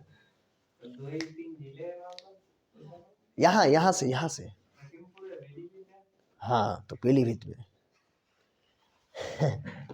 फागुन मेला फाल्गुनी होता है रामपुर में। उत्तरायणी मेला सूर्य उत्तरायण हो रहा होता है तो मकर संक्रांति को हम मनाते हैं सामान्यतया, है ना। लेकिन अगर ज्योग्राफी पढ़ते समय हम देखेंगे तो दिसंबर में ही सूर्य उत्तरायण होना शुरू हो जाता है। तो किस दिसंबर को? 22 दिसंबर को। 23 सितंबर को क्या होता है वो देखिए, हम जब पढ़ते हैं तो एक बसंत विषु और शरद विषु होता है, तो वो शरद विषु हो जाता है। तो ये थोड़ा देख लेंगे, बाकी हम चलते हैं आगे। उत्तरायणी मेला कहते हैं मकर संक्रांति, मतलब जो खिचड़ी लोहड़ी ये सब सुनते हैं ना, तो यही है। बरेली में मनाया जाता है उत्तरायणी मेला। तिगरी मेला ये हो जाएगा अमरोहा में, बहुत फेमस है किसके लिए? ढोलक के लिए, अमरोहा ढोलक। खारी झल्लू कार्तिक मेला है बिजनौर में। चैत्र रामनवमी मेला, कार्तिक या परिक्रमा मेला अयोध्या में ही होगा। परिक्रमा मेला फागुन में होता है नैमिषारण्य सीतापुर। कई बार प्रश्न बनता है कि नैमिषारण्य कहाँ है? सीतापुर में। सीतापुर में सबसे ज्यादा जो है अनुसूचित जाति के लोग पाए जाते हैं, एससी। अब देखिए गोला गोकरानाथ मेला खीरी है ना, सोच रहे यही छोटी काशी में तो रहते ही हैं। हैं? मकर संक्रांति पे अब देखिए जो है पूरा मेला लगा ही है इस समय। अब जाएंगे तो गोला गोकरानाथ छोटी काशी, अभी जो है योगी आदित्यनाथ जी ने कहा है कि इसको जो है बहुत ज़्यादा डेवलप करने की कोशिश में है, बहुत ज़्यादा बजट इसके लिए पास किया गया है। अभी आप देख रहे हैं तो बहुत बेहतरीन दिख रहा है गोला पहले की तुलना में, है ना। हम लोग तो बहुत समय वहाँ गुजारे हैं, तो हम लोग के समय ही कायाकल्प होने लगा था। अभी अब मैं देखता हूँ तो बहुत कुछ बदल गया, लेकिन अभी और बहुत कुछ बदलाव होना है, क्योंकि ठीक ठाक बजट दिया जा रहा है छोटी काशी को भी। तो टूरिज्म को बढ़ावा देने की कोशिश में है बाबा जी इस समय। बल सुंदरी देवी मेला अनूप शहर बुलंदशहर में है। अनूप शहर बुलंदशहर उपमा भी हो जाता है, ध्यान रखेंगे। बोरिया घाट मेला हरदोई में है, सॉरी बिरिया घाट मेला हरदोई में। कलिंजर मेला, कलिंजर का किला कहाँ था? बांदा। कोई भेद नहीं पाता था कलिंजर के किले को, जो भेदने जाता था वो मारा जाता था। तो कलिंजर का किला बांदा। कजली मेला, सरखारी मेला का गोवर्धन नाथ जू मेला महोबा में, ठीक है, महोबा में। देवी पाटन मेला बलरामपुर, है ना, बलरामपुर देवी पाटन मेला। श्रावणी मेला शंकीसा फरुखाबाद जो है। देवी छठ, श्रावणी व जन्माष्टमी मेला मथुरा में मनाया जाता है। देव छठ, श्रावणी और जन्माष्टमी मेला मथुरा। एकदम फैक्ट्स ही है, बरसात हो रही फैक्ट्स की, बस कॉन्शस होकर बैठे रहिए। नवरात्रि व गणगौर मेला, कैलाश मेला सावन के तीसरे सोमवार को मनाया जाता है आगरा में, ठीक है। यहाँ से बहुत बार इससे प्रश्न बना है, बाकी हमें सब याद रखना ही रखना है, इससे बहुत बार बना है। नक कटैया मेला, नाक ही कट गया, चेतगंज बनारस में, ठीक। दशहरा भी हम कहते हैं। रथ यात्रा मेला बनारस में, रथ यात्रा, ठीक। शाकंभरी देवी मेला नवरात्र में मनाया जाता है, सहारनपुर, है ना, नवरात्रि कहते हैं, नवरात्रि। गोविंद सागर मेला अंबेडकर नगर में है। खिचड़ी मेला मकर संक्रांति गोरखपुर में मनाया जाता है, बहुत ज़्यादा फेमस है खिचड़ी मेला। इसमें हंसने वाली बात नहीं है, खिचड़ी तो कहते हैं खिचड़ी, हाँ है। अभी 14 जनवरी को, इस बार तो 15 को था, बहुत लोग 14 को मनाए, बहुत लोग 15 को। रामायण मेला अयोध्या धाम चित्रकूट और श्रृंगवेरपुर में मनाया जाता है, ध्यान रखेंगे। रामायण मेला कहाँ कहाँ? अयोध्या धाम, चित्रकूट व श्रृंगवेरपुर, ध्यान रखेंगे। शोरो मेला कासगंज में। झूला मेला श्रावण के महीने में मथुरा अयोध्या धाम में मनाया जाता है। द्रुपद मेला वृंदावन और बनारस में। विंध्याचल देवी मेला नवरात्रि में मनाया जाता है मिर्जापुर में। और देव छठ मेला दाऊजी मथुरा, है ना। प्रदेश में सबसे कम मेले कहाँ कहाँ मनाए जाते हैं? तो सबसे ज़्यादा तो पहले देख लो भैया मथुरा में, और सबसे कम कहाँ? अरे यार पीलीभीत, अभी थोड़ी देर पहले हम लोगों ने चर्चा की थी, ठीक है ना। और पीलीभीत जो है फेमस है किसके लिए? बांस से संबंधित चीज़ों के लिए, अर्थात बांसुरी के लिए। कभी पीलीभीत चौराहा पे जाएंगे तो बांसुरी बनी हुई है।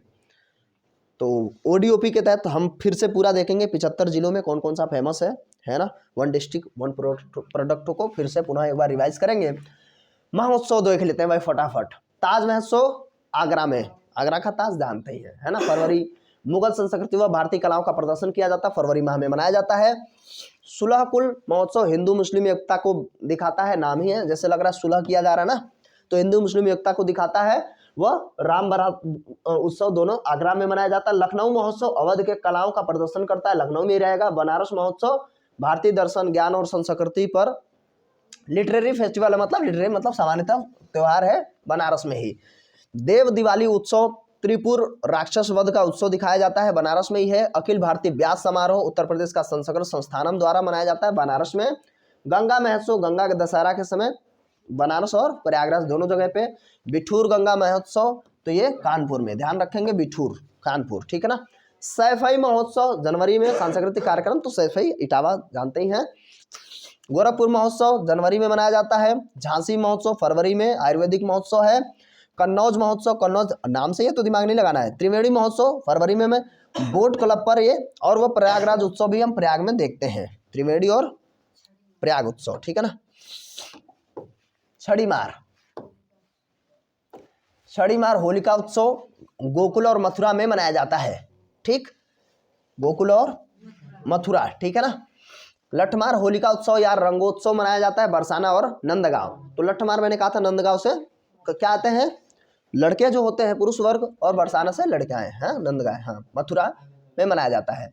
हुरंगा होली को, हुरंगा होली होता ही है, हुड़दंग मचाते हैं ना, उस तरीके से संदर्भ में। तो दाऊजी मथुरा में ही। फालेन होलिका उत्सव प्रहलाद की तरह अग्नि में बाहर निकलना इसमें दिखाया जाता है, फालेन गांव मथुरा में।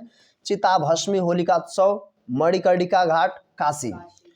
यमुना महोत्सव, मणिकर्णिका किसका नाम है बचपन का, रानी लक्ष्मीबाई का। यमुना महोत्सव चैत्र छठ में। विश्राम घाट कृष्णोत्सव मथुरा में। सरयू महोत्सव व दीपोत्सव अयोध्या में, सरयू नदी के किनारे ही अयोध्या बसा हुआ है। सोन महोत्सव सोनभद्र में। कजरी महोत्सव मिर्जापुर में, कई बार आप देखो उसी से लिंकअप होने लगा है, तो आप आराम से कर पाएंगे। कबीर उत्सव या मगहर महोत्सव, भाई मगहर में ही रहेगा। कबीर जी की मृत्यु कहाँ हुई थी, जन्म कहाँ हुआ था, काशी में, ठीक है ना। अब तो संत कबीर नगर कहते हैं, नाम बदल गया है, इनके नाम से रख दिया गया। सरधना, सरधना कहाँ, अभी थोड़ी देर पहले हम पढ़े थे, मेरठ, ठीक है ना। तो मेरठ में शॉपिंग फेस्टिवल मनाया जाता है, नोएडा गौतम बुद्ध नगर में शार्पिंग, ठीक है ना। बुद्ध महोत्सव सारनाथ वाराणसी, क्यों, क्योंकि सारनाथ में ही इन्होंने क्या किया था सबसे पहले, जिसे हम किस नाम से जानते हैं, धर्मचक्र प्रवर्तन। थोड़ा फास्ट तो नहीं चल रहा हूँ, फास्ट चलना ही पड़ेगा। कौंपिल्य महोत्सव जैन मंदिरों में मनाया जाता है, फर्रुखाबाद में। गंगा वाटर रैली उत्सव प्रयागराज बनारस में। अमीर खुसरो महोत्सव कहाँ रहेगा, पटियाला से ही तो संबंध रखते थे, अर्थात कासगंज, ठीक है ना। कौमी एकता या सप्ताह महोत्सव मनाया जाता है 19 से 25 नवंबर के बीच में। अब हम पर्व और त्यौहार, कुछ व्रत इत्यादि हम देखेंगे, तो फटाफट हमें देख लेना है, सब कुछ नहीं देखना है, ये सब मान लीजिए हिंदू त्यौहार हैं। हमें कुछ एक दो लोगों को ये ध्यान रखना है, जैसे महावीर से पूछ लेता है। गौतम बुद्ध में तो गौतम या बौद्ध धर्म से वही बुद्ध पूर्णिमा वाला जो गौतम बुद्ध से संबंधित होता है, बाकी जन्म उनका जन्म होता है, बाकी जो है ये सब आप जानते हैं। तो मैं चलिए अच्छा पंजाबी में देख लेता हूँ। बैसाखी, गुरु नानक जयंती, गुरु गोविंद सिंह जयंती, गुरु अर्जुन देव जयंती, बलिदान दिवस, लोहड़ी, भोगी, ये सब मनाया जाता है सिख धर्म में। हमें स्पेशली ये ध्यान रखना है, महावीर जयंती यहाँ से पूछा है। सावंतसरी पंचमी, कोकिला पंचमी, श्रुति पंचम, चौमासी चौदस, मेरु त्रयोदशी और ओली पौष दशमी। पार्श्वनाथ जयंती, नाम ही है पार्श्वनाथ, सुने ही है ना, क्या है, उनके तीर्थंकर हैं। पर्यषण पर्व ये सब मनाया जाता है जैन लोगों द्वारा, ठीक है ना। फिर से देख लीजिए, महावीर जयंती तो जानते ही हैं, सावंतसरी पंचमी, कोकिला पंचमी, श्रुति पंचमी, चौमासी चौदस, मेरु त्रयोदशी, ओली पौष दशमी, पार्श्वनाथ जयंती और पर्यषण, ये सब मनाया जाता है जैन लोगों द्वारा। तो हिंदू में सबसे ज्यादा मनाया जाता है। क्रिश्चियन में तो जानते ही हैं, संडे, होली, थर्सडे सब ये होता है ना, अलग अलग दिन को ही कह दिया जाता है। हमें याद रखना है, बुद्ध पूर्णिमा तो हमें जानते हैं, तो इसमें हमें दिमाग लगाना नहीं है, बस हमें जैन धर्म का। अब हम थोड़ा सा आते हैं चलचित्र में, मूवीज, पिक्चर्स इत्यादि इत्यादि में। राज्य में टीवी सेवा की शुरुआत 1975 में लखनऊ से शुरू किया गया था, ठीक है, 1975 में, है ना। भारत की पहली बोलती फिल्म आलमारा का निर्देशक जो थे बीपी मिश्र, देवरिया से थे, देवरिया, गोरखपुर देवरिया बगल में ही है। तो बोलती हुई फिल्म पहली कौन सी हो गई? आलमारा। पहली फिल्म कौन सी है? राजा हरिश्चंद्र, जो क्या है, बोल नहीं रही है ना, मूक। उत्तर प्रदेश चलचित्र निगम की स्थापना 1975 में की गई है। उत्तर प्रदेश सरकार की प्रथम तथा नई फिल्म नीतियां क्रमशः 1999, 2001, 2018 में।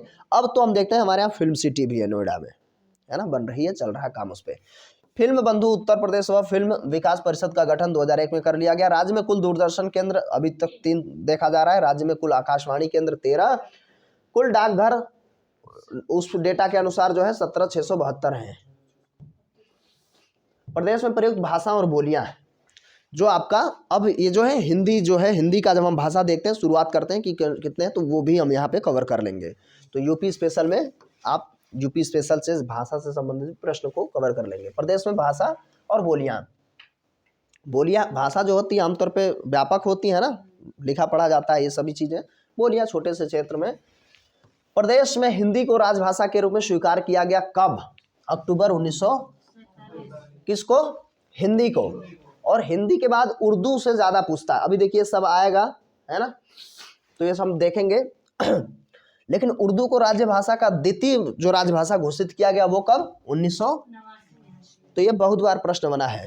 हिंदी पहले ही 1947 में जब हम आज़ाद हुए हैं, अक्टूबर 1947 को ही, और जो उर्दू है 1989 को दूसरी राजभाषा के रूप में उसको मान्यता दे दी गई है।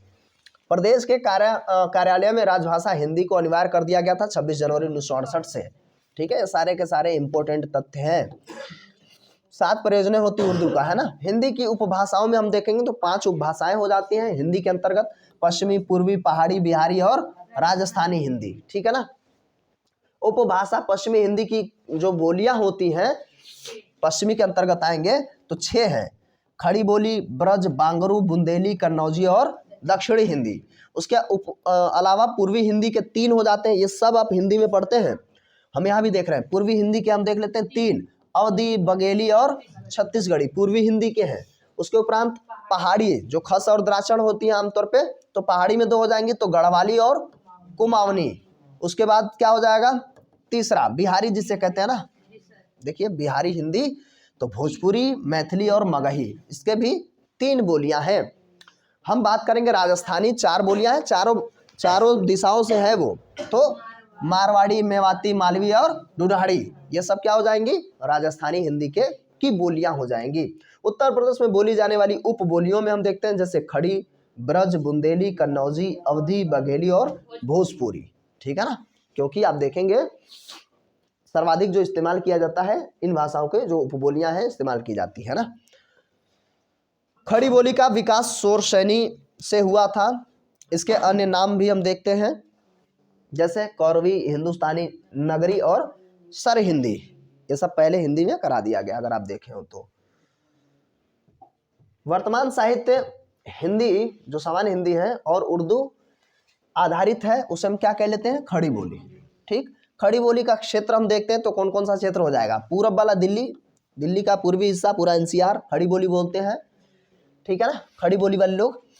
मेरठ का हिस्सा पूरा एनसीआर के अंतर्गत, हम आगे भी देखेंगे। बागपत है, मुजफ्फरनगर है, शामली है, सहारनपुर, गाजियाबाद, हापुड़, गौतम बुद्ध नगर, बुलंदशहर, बिजनौर, अमरोहा, मुरादाबाद, संभल और रामपुर। वहाँ की जो भाषा होती है थोड़ा सा जो पूरब वाले क्षेत्र में जो रहेंगे उन्हें थोड़ा सा अच्छा नहीं लगता है, ऐसा लगेगा कि ठीक नहीं है, लेकिन वो लोग बड़े अच्छे हैं। भाषा थोड़ी सी नाम ही है खड़ी बोली, तो थोड़ी भाषा खड़ी रहती है, टाइट रहती है भाषा।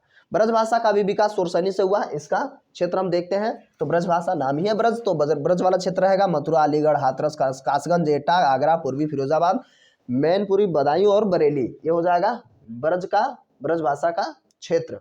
हम बात करते हैं ब्रज, ये हो गया।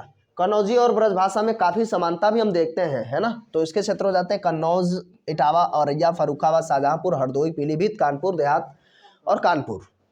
अवधी का विकास अर्धमागधी से होता है। अवधी जो है मागधी के अर्धमागधी से होता है। इसकी जो उपबोलियां हम देख लेते हैं जैसे बैशवाड़ी, मिर्जापुरी और बनौधी।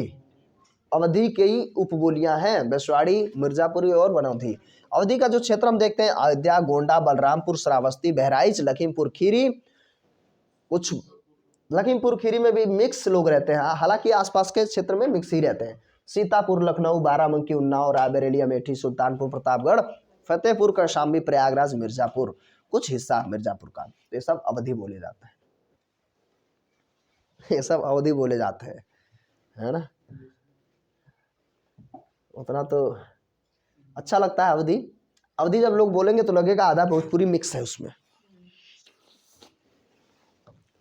भोजपुरी का विकास अर्धमागधी से हुआ है, भोजपुरी का विकास अर्धमागधी से हुआ है, और अवधि का भी विकास किससे हुआ था? अर्धमागधी से। तो भोजपुरी, भोजपुर वाला क्षेत्र बिहार के क्षेत्र में बोला जाता है, ये केंद्र है। बाकी भोजपुरी जो है काफ़ी जो है धीरे धीरे क्षेत्रों में बिखर गई है ना। यूपी का मुझे लगता है अब तो लगभग जो है 30-40% लोग भोजपुरी बोलते हैं, है ना। अनुमान है भाई, डेटा नहीं है कोई। प्रदेश में सबसे अधिक लोगों द्वारा बोली जाने वाली उपबोली जो है भोजपुरी, ले वही आ गया जो मैं कह रहा था, सबसे ज़्यादा भोजपुरी बोली जाती है उत्तर प्रदेश में। कहाँ कहाँ भोजपुरी बोली जाती है? मिर्जापुर, चंदौली, संत रविदास नगर, वाराणसी, जौनपुर, गाजीपुर, मऊ, बलिया, आजमगढ़, अंबेडकर नगर, देवरिया, कुशीनगर, गोरखपुर, महाराजगंज, संत कबीर नगर, सिद्धार्थनगर। इधर के लोग जब भोजपुरी बोलेंगे तो हम लोग की बेइज्जती हो जाती है ना। हाँ अच्छी भोजपुरी होती है ना उधर, और जितना आप पीछे की ओर बढ़ते जाएंगे वो बिगड़ता जाएगा, है ना। नहीं, मिक्स है, बेकार है। बुंदेली का विकास सोरसनी अपभ्रंश से होता है। बुंदेली जो होते हैं सोरसनी अपभ्रंश से हुआ है। तो झांसी, ललितपुर, जालौन, हमीरपुर, महोबा, बांदा, चित्रकूट में बुंदेली बोली जाती है। बघेल वाले क्षेत्र जो बघेल होते हैं तो उसका भी विकास अर्धमागधी से होता है। ध्यान रखेंगे, बुंदेली का सोरसनी से, बघेली का अर्धमागधी से, भोजपुरी का अर्धमागधी से, और अवधि का अर्धमागधी से, है ना। तो बघेली वाले क्षेत्र रीवा मध्य प्रदेश के क्षेत्र में बोला जाता है। मध्य प्रदेश से सटे वाले क्षेत्रों में भी, हमारे यूपी में भी बघेली कुछ बोली जाती है, हालांकि पूरा तो नहीं कहेंगे, हल्का फुल्का, बहुत ज़्यादा नहीं। प्रदेश में सबसे कम लोगों द्वारा बोली जाने वाली जो उपबोली होती है, मतलब बघेली का क्षेत्र जो होता है सबसे कम बघेली बोला जाता है। तो लेकिन बोला कहा जाता है बांदा, चित्रकूट, प्रयागराज, मिर्जापुर तथा सोनभद्र के जो मध्य प्रदेश से लगे हुए भाग हैं, जो मैं पहले अभी थोड़ी देर पहले बता रहा था, है ना। सबसे कम बघेली और सर्वाधिक भोजपुरी और सबसे कम बघेली, ठीक है। चित्रकला और मूर्तिकला में हम आते हैं। चित्रकला और मूर्तिकला के अंतर्गत प्रदेश में मिर्जापुर, सोनभद्र के लिखनियांदरी, मणिकपुर, होशंगाबाद, जोगीमारा, रायगढ़ आदि स्थलों की गुफाओं में प्राचीन शैल चित्रकारी के कुछ हम नमूने देख पाते हैं, है ना, उन क्षेत्रों से। और हम मध्यकाल के बारे में बात करेंगे तो मध्य काल में प्रदेश की प्रमुख चित्रकला शैली, जैसे मुगल शैली कहते हैं, आगरा शैली होती है, जिसकी नींव किसने रखी थी? हुमायूं। चूंकि हम बात कर रहे हैं चित्रकला, ठीक है ना, तो चित्रकला हुमायूं पहले ही हम पढ़ रखे हैं। हालांकि नींव रखी थी सबसे ज़्यादा जो है चित्रकला के लिए फेमस कौन है, जो स्वर्णिम युग कहा जाता है? जहांगीर, ठीक। स्थापत्य कला में शाहजहां है बच्चा। उसके बाद अकबर ने चित्रकारी के लिए एक अलग विभाग ही खोल दिया था, ठीक है, अकबर ने। तो सब कुछ तथ्य है। जहांगीर के समय मुगल चित्रकला अपने चरमोत्कर्ष पर था, अभी थोड़ी देर पहले चर्चा कर लिए, स्वर्णिम युग है। मथुरा में जैन चित्रकला का विकास हुआ है, मथुरा में जैन चित्रकला। प्रदेश में आधुनिक चित्रकला का विकास 20वीं शताब्दी के प्रारंभ में होता है, मतलब 1901 से लेकर के 20वीं शताब्दी का मतलब यही तो है। 1911 में लखनऊ में कला एवं शिल्प महाविद्यालय की स्थापना भी हम देखते हैं। लखनऊ में कला और शिल्प महाविद्यालय, तो एक तथ्य तो यही हो गया कि कला और शिल्प महाविद्यालय कहाँ है? लखनऊ में। कब स्थापित हुआ? 1911 में। 1925 में बंगाल के आसित कुमार हलदार, जो कि अवनी बाबू और टैगोर के शिष्य थे, लखनऊ आए और कला एवं शिल्प महाविद्यालय के प्रथम भारतीय प्राचार्य बने। प्राचार्य मतलब जो डिग्री कॉलेज महाविद्यालय के जो प्रिंसिपल, प्रबंधक नहीं, प्रिंसिपल होते हैं, है ना। प्रिंसिपल तो कहते नहीं है, प्राचार्य, प्रधानाचार्य नहीं कहते, प्राचार्य कहते हैं। उन्हें लखनऊ में चित्रकला की वास तथा टेम्पा नामक 2 नई शैलियां शुरू की। तो वास और टेम्पा नामक 2 शैलियां शुरू करने वाले व्यक्ति कौन है? आशीत कुमार हलदार, जो किसके शिष्य हैं? अवनी बाबू और टैगोर जी के। ध्यान रखेंगे, तो ये ध्यान रखेंगे लखनऊ में आते हैं, वास और टेम्पा नामक दो नई शैलियां शुरू करते हैं, जिसे हम बाद में क्या कहने लगे? लखनऊ शैली के रूप में इसे हम वर्णित करने लगे, यानी कि उसके लखनऊ शैली के नाम पे या उसके नाम से हम जानने लगे हैं, वास और टेम्पा। लंदन प्रशिक्षित और 1945 में कला एवं शिल्प महाविद्यालय के प्रधानाचार्य नियुक्त हुए ललित मोहन सेन ने चित्रकला को नई दिशा प्रदान की और और पोस्टल व ऑयल पेस्टल से नैसर्गिक सौंदर्य तथा आकृतियों के चित्रण पर जोर दिया। उन्होंने ग्राफिक विद्या की शुरुआत की है। नाम क्या है? ललित मोहन सेन, जो ग्राफिक विद्या के लिए फेमस हैं, उन्होंने काम किया है ना। उन्होंने सहीब चित्रों की रचना की है सभी। हाँ, थोड़ा सा मेरी कौन सी दृष्टि खराब हो रही है? दूरदृष्टि। दूरदृष्टि है तो मतलब निकट की वस्तु नहीं दिख रही है। इसमें उल्टा होता है, जो दोष है वही दिखता है। दूरदृष्टि दोष में हमें दूर की चीजें दिखेंगी, निकट की नहीं दिखेंगी, और निकट दृष्टि दोष में निकट की तो दिखेंगी, दूर की नहीं दिखेंगी, है ना। तो चश्मा लगाने के बाद भी मुझे दूरदृष्टि हो गया है। हाँ, इसको सॉल्व करने के लिए कौन सा चश्मा लगा लेते हैं? मुझे दूरदृष्टि दोष है नहीं यार, तुम लोग समझो मत। मान लीजिए तो कौन सा लगाऊंगा मैं? उत्तल लेंस। और निकट दृष्टि दोष है तो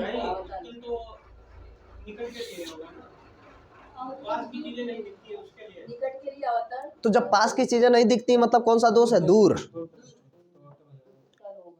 आप जब चश्मा देखें किसी का, कुछ लोगों का दोनों चश्मा होता है, तो देखेंगे जो नीचे वाला हिस्सा, यहाँ वाला हिस्सा होता है, वहाँ पे थोड़ा सा मोटा रहेगा, गोल सा, और ऊपर जो होता है ये उत्तल होता है यहाँ, और ये ऊपर अवतल होता है। तो मतलब हमें दूर देखना है, अर्थात मुझे निकट दृष्टि दोष होगी तो मैं उत्तल लगाऊंगा, और जब दूर दृष्टि दोष होगी तो उत्तल लगाऊंगा। उल्टा है, कंफ्यूज हो गए होगे, सही कर लेना।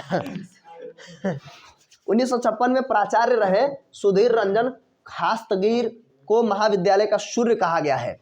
ध्यान से समझेंगे, इस महाविद्यालय, जो महाविद्यालय था, उसके सूर्य के रूप में जाना जाता है मेरठ निवासी चमन सिंह चमन कहते हैं।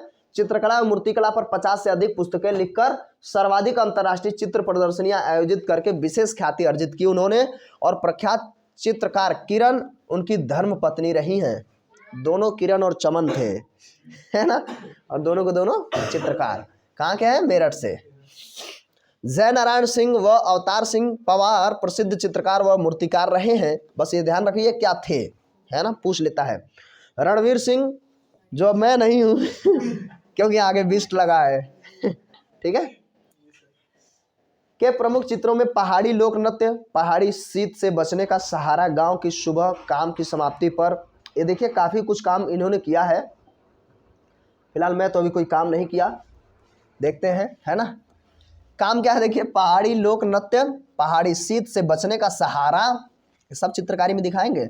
गांव की सुबह, काम की समाप्ति पर, स्लथ बालक, बाजार, गपशप बैठ के करते हैं ना, शहर की रोशनी, सांझ ढले, जाड़े की रातें, पहाड़ी घसियारे, जो पहाड़ से घास लेके आते हैं वो, नीलकंठ आदि शामिल है, जो दर्शकों को अभिभूत कर देती है। इनकी प्रमुख चित्र हैं ये सारे।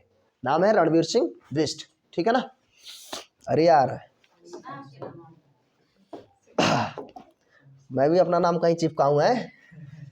रणवीर सक्सेना के प्रिय चित्रों में हम देखेंगे प्रतीक्षा, बुद्ध का गृह त्याग, झूला, ये सब महत्वपूर्ण उल्लेखनीय है, ठीक है ना। गृह त्याग देते हैं, किस उम्र में गृह त्याग देते हैं? हाँ, और क्या, बचपन में 3 साल 4 साल में निकल लिए। गौतम बुद्ध की बात हो रही है। 29 वर्ष की अवस्था में घर त्याग देते हैं, 6 वर्ष कठिन तपस्या करते हैं, 35 की उम्र में ज्ञान मिल जाता है ना, बोधि वृक्ष, पीपल वृक्ष जो भी है। और दूसरे वाले व्यक्ति जिन्हें महावीर स्वामी के नाम से जानते हैं, 30 वर्ष में छोड़ते हैं, 12 वर्ष कठिन तपस्या, 42 के जाके उनको ज्ञान मिलता है। छोड़ो, वो अलग बात है। किरण दर लखनऊ स्कूल के वरिष्ठ कलाकारों में से एक थी, जिनकी चित्रण पद्धति में हम देखते हैं चीनी जापानी प्रभाव हमें देखने को मिलता है। भवानी चरण ग्यू का सुप्रसिद्ध चित्र रहा है रामलीला, ठीक है। शमशेर सिंह, महादेवी वर्मा, आचार्य रामचंद्र शुक्ल, विपिन अग्रवाल, जगदीश गुप्त, श्रीपद राय आदि कवि होने के साथ साथ चित्रकार भी थे। नाम तो सुने ही है ना। महादेवी वर्मा की बहुत सारी रचनाओं में, जो आपके इंटरमीडिएट में ही है मुझे लग रहा है, गिल्लू है ना, बहुत कुछ है। अब हम बात करेंगे कहाँ, रामचंद्र शुक्ल के प्रमुख चित्रों में अगर हम देखेंगे तो पश्चाताप, रामचंद्र शुक्ल की तो बहुत सारी रचनाएं देखते हैं, अभी हम चित्रकारी देखते हैं इनकी। आकांक्षा, प्रतिशोध, दुर्स्वप्न, दया, मौत की आंखें, रोगी का स्वप्न, शेष, अग्नि, सृष्टि और ध्वंस, पराजय की पीड़ा, ये सब प्रमुख इनकी चित्रकारिताएं हैं, रामचंद्र शुक्ल की, है ना, चित्र है। अमृता शेरगिल गोरखपुर से बिलोंग करते हैं। विशिष्ट और यथार्थ की गहरी पकड़, अपेक्षित समाज व महिला वर्ग की गहरी संवेदना की ख्याति प्राप्त चित्रकार रही हैं। राज कपूर चितेरा प्रयागराज से संबंध रखते हैं। तेंदुलकर की 1500 फीट लंबी चित्र श्रृंखला बनाई थी इन्होंने। महेंद्र नाथ सिंह ने कांगड़ा व काशी शैली पर काम किया था। विश्वनाथ मेहता के प्रसिद्ध चित्र हैं प्यासा ऊंट, सुहाग बिंदी और सृष्टि।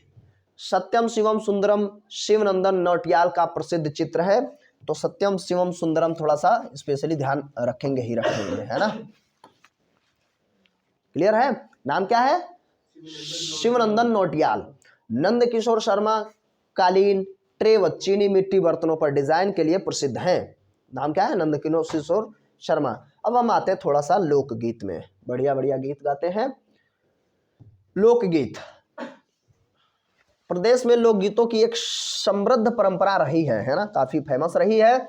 यहाँ क्षेत्र और अवसर के अनुसार लोकगीतों के सुर, लय, ताल आदि में काफी भिन्नता देखने को मिलती है। सब बड़ा वेरिएशन है ना यूपी में, जैसे भारत में वेरिएशन है, यूपी में भी वेरिएशन है। प्रदेश में क्षेत्रवार गाए जाने वाले कुछ प्रमुख लोकगीत हम आगे देख रहे हैं, जैसे कजरी, चौलर, कराही, गारी, पूर्वी कहरवा, सोहनी, रोपनी, दादरा, नटका, बिरहा, झूमर, झूला, लुरकी, चैता, फगुआ, जोगीरा, विदेशिया, सोहर, बधाई गीत व कव्वाली, ये सब कहाँ हम देखते हैं, पूर्वांचल में। पढ़ आए फिर रिवाइज कर लेना, क्या दिक्कत है। कजरी वर्षा ऋतु का लोकप्रिय गीत है, थोड़ा डिटेल्स में भी देखेंगे ना। इसकी उत्पत्ति मिर्जापुर में मानी जाती है। किसकी, कजरी की। अब स्पेशली ध्यान रखेंगे, कजरी तो हमें पता है वर्षा ऋतु की है, लेकिन कहाँ इसका जन्म हुआ है, मिर्जापुर में, ठीक, कजरी। और मिर्जापुर भाद्र कृष्ण तृतीया को विंध्यवासिनी देवी का जन्मोत्सव कजरी पर्व के रूप में ही मनाया जाता है। मिर्जापुर में कजरी के 4 अखाड़े होते हैं, है ना, जैसे पंडित शिवादास मालवीय अखाड़ा, जहांगीर अखाड़ा, बैरागी अखाड़ा और अक्खड़ अखाड़ा, ये सब देखते हैं। थोड़े बहुत अंतरों के साथ जो है ये सारे के सारे कजरी में ही मतलब काम करते हैं। कजरी संपूर्ण पूर्वांचल तथा अवध क्षेत्र में गाई जाती है, लेकिन जन्म कहाँ हुआ था कजरी का, मिर्जापुर। मालिनी अवस्थी, उर्मिला श्रीवास्तव, अजिता श्रीवास्तव व उषा गुप्त कजरी की प्रमुख गायिकाएं हैं। पुनः रिवाइज करते हैं, मालिनी अवस्थी, उर्मिला श्रीवास्तव, मालिनी और उर्मिला से कई बार बना है प्रश्न, अजिता श्रीवास्तव, उषा गुप्ता, ये सब कजरी की प्रमुख गायिकाएं हैं। हम बात करेंगे सोहर, बधाई, सावनी, फाग, झूला, कजरी व संस्कार गीत आदि अवध क्षेत्र के प्रमुख लोकगीत हैं। झूला, होरी, रसिया, बम रसिया, समाज गायन, मल्हार व पटका आदि ब्रज क्षेत्र में गाए जाने वाले प्रमुख लोकगीत हैं। समाज गायन ब्रज क्षेत्र के मंदिरों व आश्रमों में किया जाता है। कौन सा गायन, समाज। लग रहा है कि ये नहीं, मंदिरों में तो नहीं होगा, मंदिरों व आश्रम में, लेकिन है, ठीक है, इसलिए इसको तथ्य में ध्यान रखना है। सुन लेंगे तो याद रहेगा, इसमें बहुत ज्यादा तनाव लेने की जरूरत नहीं है। हरदौल, पमारा, आल्हा, ढिमरिया, चंगेलिया, कुहाई, राछरा, दीवारी, तकरा गीत और बुंदेली, ये सब जो है बुंदेली लोकगीत हैं। यद्यपि आल्हा पूरे प्रदेश में तो गाया जाता है, पहले भी हम देखे हैं, लेकिन मुख्य रूप से यह कहाँ बुंदेली लोकगीत है। इसके गायन में वीर रस की प्रधानता हम देखते हैं, किसमें, आल्हा में, है ना। आल्हा उदल का कहानियां भी हम सुनते हैं। रागिनी, ढोला, लावणी, लावनी है, लावणी तो फिर महाराष्ट्र की ओर चले जाएंगे हम गलती से। लावनी, बन्ना व गुजरी, ये सब पश्चिमी क्षेत्र के लोकगीत हो जाएंगे। भजन, पूरन भगत, भरतहरी, भरतहरी बहुत फेमस है। निर्गुण, ये सब वैराग्य और भक्ति के पूर्ण गीत हैं जो साधुओं द्वारा पूरे प्रदेश में गाए जाते हैं, है ना। गीतों के साथ प्रयुक्त होने वाले लोक वाद्य यंत्रों में हम देखते हैं जैसे ढोल, नगाड़ा, रणसिंगा जो बजाया जाता है ना युद्ध के समय, रामायण महाभारत देखते हैं तो पू पू पू करके, हाँ वही वही रेंगड़ी, केकड़ी, मृदंग, नाल, मंजीरा, झांझ, चिमटा, करताल, वेला, चम्मच, हारमोनियम, थाली, ये सब बजाए जाते हैं। अब हम बात करेंगे स्पेशली शास्त्रीय नृत्य पर, ठीक है ना, काफी इंपॉर्टेंट हो जाएगा शास्त्रीय नृत्य।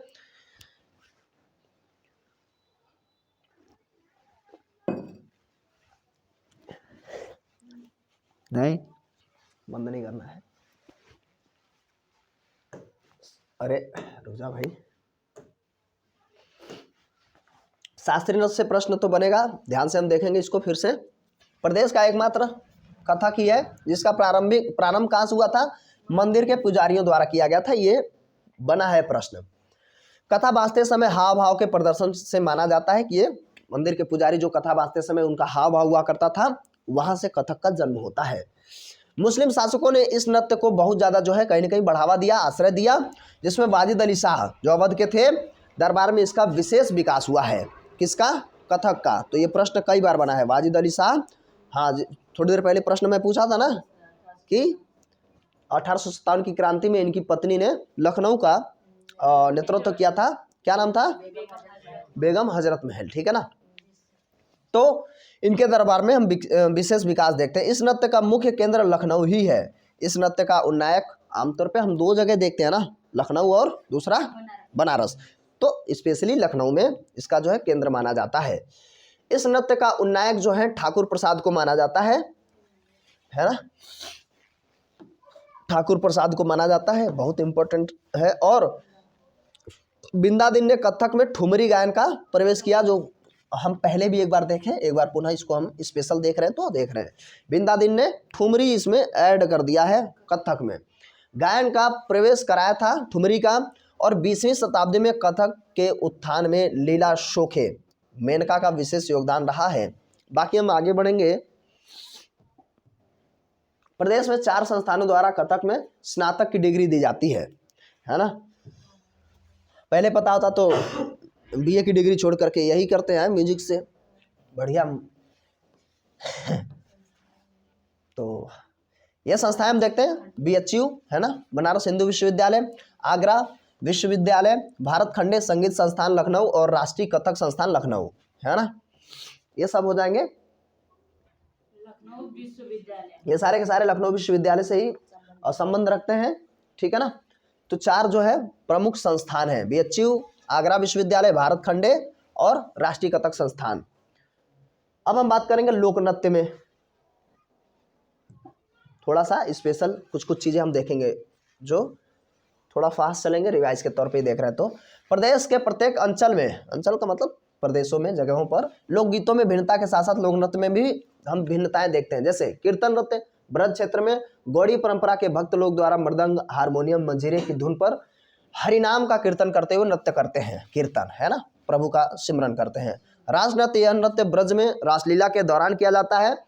रासक दंड नृत्य भी इस क्षेत्र में, इस क्षेत्र का एक रोचक नृत्य हो जाएगा। झूला नृत्य, यह भी ब्रज क्षेत्र का नृत्य है, जिसका आयोजन श्रावण मास मतलब सावन में किया जाता है।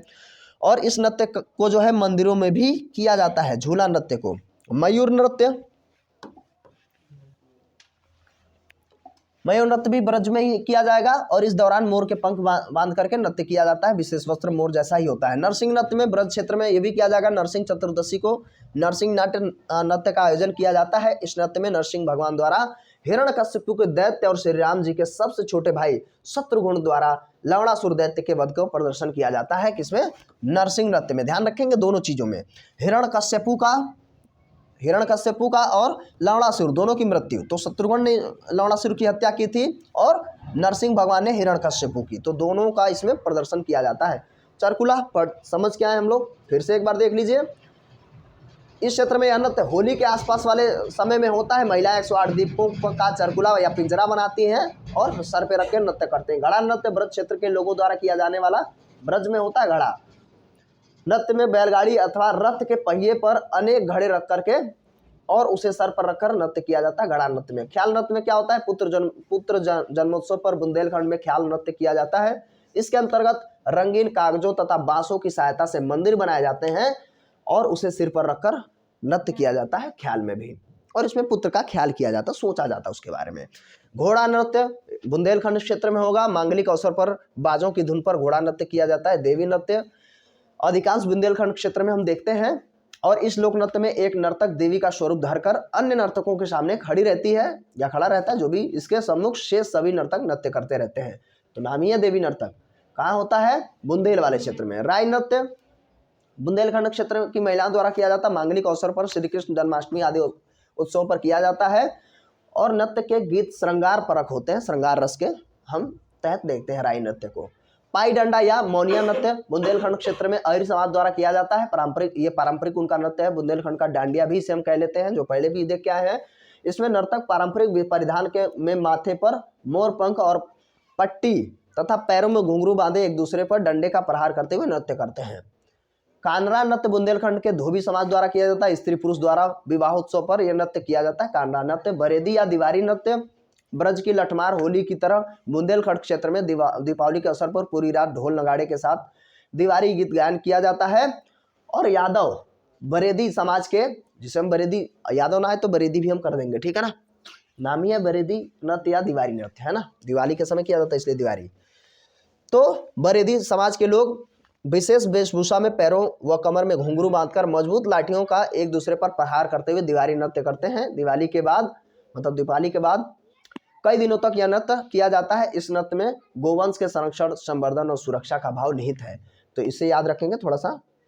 गांव का जो है गाय का संरक्षण हुआ तो बरेदी और दीवारी याद रखेंगे। चूंकि ये अहिर समाज या यादव या हम कहें बरेदी समाज से संबंध है, तो इसलिए गोवंश से संबंधित नृत्य भी किया जाता है। तो थोड़ा सा बन जाएगा ये प्रश्न, है ना। धोबिया नृत्य विवाह और संतानोत्पत्ति दोनों समय पर किया जाता है। पूर्वांचल में होता है। धोबी समुदाय द्वारा किया जाता है। इसमें नृत्य के माध्यम से धोबी व गधे के संबंधों की जानकारी प्राप्त होती है। धोबिया नृत्य में भाई धोबी कपड़ा धुल करके गधे पे लाद के तो लेके आता है पुरातन समय में। हालांकि अब तो चीज़ें एकदम से बदल गई हैं, जो बदलनी ही चाहिए, लेकिन अभी भी कुछ पुरानी जो चीज़ें चल रही हैं, जो लोक नृत्य या हम गायन देखते हैं, वो सब चीज़ें। कट घुड़वा यह नृत्य पूर्वांचल में किया जाता है। मांगलिक अवसर पर किया जाएगा। इसमें एक नर्तक अन्य नर्तकों के घेरे के अंदर कृत्रिम घोड़ा बनाकर बैठकर नृत्य करता है। कहरंगा नृत्य पूर्वांचल में किया जाएगा। कहार लोग करते हैं और यह शुभ अवसर पर किया जाता है, विवाह में स्पेशली। उसी समय कहार लोग आते भी थे, है ना, डोली ले जाने के लिए। बढ़िया से नहीं पढ़ोगे तो डोली उठाने का भी मौका नहीं मिलेगा है ना। क्योंकि यूपी में कितना है क्या बोलते हैं, लिंगानुपात कितना है यूपी में? 912, ठीक है ना। 1000 में 88 लोग ऐसे रह जाएंगे, तो मेहनत कर लो गोड़व नृत्य प्रासन प्रधान गोड़व नृत्य पूर्वांचल का एक क्षेत्र, पूर्वांचल क्षेत्र में किया जाता है। इसमें बीच बीच में हरबोल बोला जाता है ना, चिल्ला चिल्ला करके। नटवारी नृत्य ये भी पूर्वांचल में ही होगा, यादव लोगों द्वारा किया जाता है। और इसमें जो है गीत व नकारे के सुरों पर किया जाता है इसका नृत्य। नकटौरा नृत्य पूर्वांचल में किया जाता है। लड़कों के विवाह वाले घरों में बारात जाने के बाद, है ना, उन घरों की महिलाओं द्वारा पुरुषों का वेश धारण करके रात भर हास परिहास युक्त नाटक और नृत्य किया जाता है। देखो हंसने लगी सोच रहे अच्छा अभी भी तो करते। जैसे क्या होता है, सारे पुरुष लोग जो है बारात चले गए और घर में महिलाएं रह जाती हैं तो पूरा जो है उसका लाभ उठाती है, सबका कपड़ा रखा ही होता है तो उसे हम क्या कहते हैं? नकटौरा नृत्य। आज भी लोकल क्षेत्रों में कहीं ना कहीं कुछ कुछ चीजें देखने को मिल जाती है, हाँ, होता है कि नहीं आपके इधर? अगर ये देखना कि होता है कि नहीं, कि गांव से बारात जाए या बगल से जाए, आप मत जाइए धीरे से घर में तो जाना ही पड़ जाएगा ना। नटुआ नृत्य पूर्वांचल में नटुआ समाज के द्वारा ही किया जाता है। अब इसमें जो है नृत्य करते और बदले में अन्न, वस्त्र और पैसे आदि की जो है इन्हें जरूरत होती है, प्राप्ति होती है नटुआ नृत्य में। विदेशिया नृत्य में पढ़ के आए हम लोग, क्या होती है, जिस महिला की पुरुष जो है बाहर चले जाते हैं कमाने, वो विदेशिया नृत्य करते हैं। मतलब ये आमतौर पे कैसा करुण रस में संबंध होता है। तो भोजपुरी बोली में करुण व प्रणय वार्ता के दृश्य प्रदर्शित करता है ना। हाँ, जोगनी नृत्य में इस नृत्य का अवध क्षेत्र में विशेषकर रामनवमी के त्योहार पर किया जाता है। इसके अंतर्गत साधु का कोई अन्य पुरुष महिला का रूप धारण करके नृत्य करता है ना। साधु या कोई अन्य पुरुष, कोई भी जो महिला का रूप धर के जोगनी नृत्य करेगा, स्पेशली ध्यान रखना, पुरुष करते हैं, नाम है जोगनी, है ना। पहरुआई नृत्य, यह अवध क्षेत्र में अहिर समाज द्वारा ही किया जाता है। लाठी डंडों के साथ पैर व कमर में घुंघरू बांधकर ढफली व अन्य वाद्य यंत्रों पर यह नृत्य किया जाता है, नाम है पहरुआ। लहरुआ जैसा साउंड आ रहा है ना। ढेंडिया नृत्य, यह अवध क्षेत्र का एक प्रसिद्ध लोक नृत्य है। यह नृत्य राम के लंका विजय के बाद वापस आने पे किया जाता है, तो भैया याद रखियो, क्योंकि राम जी वापस आ ही रहे हैं, है ना। तो ढेंडिया नृत्य अवध क्षेत्र में किया जाता है, और राम के लंका विजय के उपरांत जब वो वापस लौटते हैं उस समय ढेंडिया नृत्य किया जाता है। इसमें होता क्या है, छिद्रयुक्त मिट्टी के बर्तन में दीपक जला करके सिर पर रख के नृत्य किया जाता है, ठीक है। ढेंडिया सैला या सौरा नृत्य में हम देखेंगे सोनभद्र व मिर्जापुर में होता है। आदिम समाज के लोग, जो यानी आदिम का मतलब हम कह लेंगे जनजातियां, युवक कुछ अवसरों पर पैर में घुंघरू, कमर में मोर पंख और हाथ में डंडा लेकर नृत्य करते हैं। मतलब सैला या सैरा में पुरुष ही नृत्य करते हैं, जो जनजातियां होती है। कर्मा नृत्य भी जनजातियां करेंगी। सोनभद्र व मिर्जापुर के खरवार जनजातियां करती हैं, खरवार जनजातियां, ठीक है ना। और ये खरीफ फसल बोने के बाद होली के अवसर पर यह नृत्य किया जाता है। यह पुरुषार्थ व पर्यावरण का प्रतीक माना जाता है। ठडिया नृत्य, डांडिया नहीं है, ठडिया है, ठीक है ना। ये सोनभद्र आदि जिलों में किया जाता है, और इसमें क्या होता है, संतान की कामना पूरी होने पर यह नृत्य सरस्वती के चरणों में समर्पित होता है। थोड़ा सा ये सोचने वाली बात है, लेकिन याद रखेंगे, संतान की जो है कामना पूरी हो गई तो कामदेव को याद करो भाई। तो यहाँ पे सरस्वती जी को याद किया जाता है। तो ठडिया नृत्य। चौलर नृत्य मिर्जापुर और सोनभद्र, चूंकि अब हम लास्ट में ही देख रहे हैं, तो ये अच्छी बरसात व अच्छी फसल के लिए ये नृत्य किया जाता है, चौलर नृत्य, है ना। आमतौर पे कि ये नृत्य, अब देखेंगे ऐसे चीजें होती हैं कि जब ऐसी चीजें या त्योहार नहीं मनाया जाता तो लोग कहेंगे कि इसी की वजह से बरसात नहीं हो रही है या फसल अच्छी नहीं हुई। ढरकहरी नृत्य, यह नृत्य सोनभद्र जिले में जनजातियों द्वारा किया जाता है। जनजातियां आई हैं तो करेंगी कौन, इनमें जानवरों के सींग लगे वाद्य यंत्र बजाकर नृत्य किया जाता है, जो जानवरों के सींग से बने हुए होते हैं ढरकहरी नृत्य में। लोक नाट्यों में हम आ जाते हैं, सारे नृत्य हो गए हमारे खत्म, ठीक है ना। अब यहाँ से इंपॉर्टेंट बहुत है भैया सबके सब।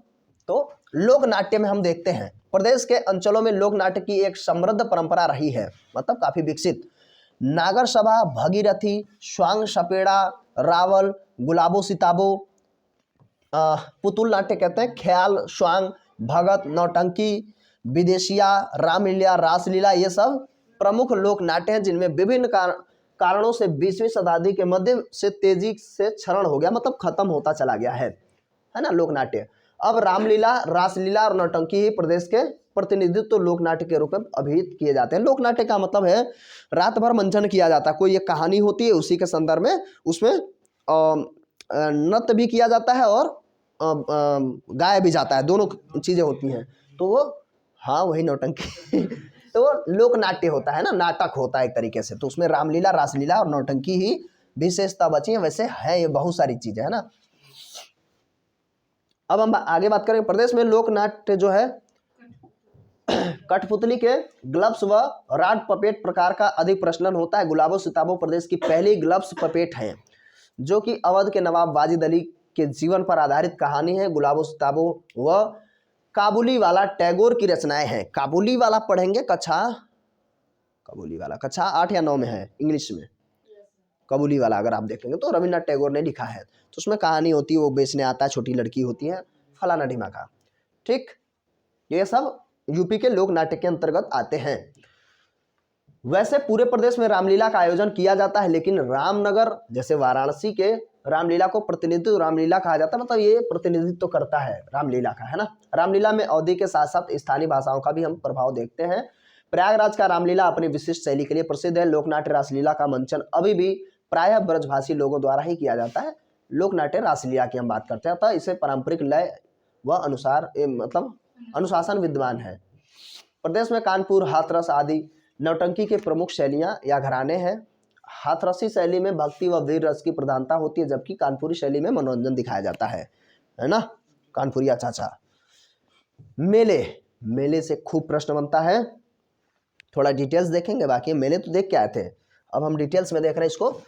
उत्तर प्रदेश में प्रतिवर्ष लगभग 2250 मतलब लगभग जो है 2,2500 कह सकते हैं ना, 2250 मेलों का आयोजन किया जाता है मोटा मोटी।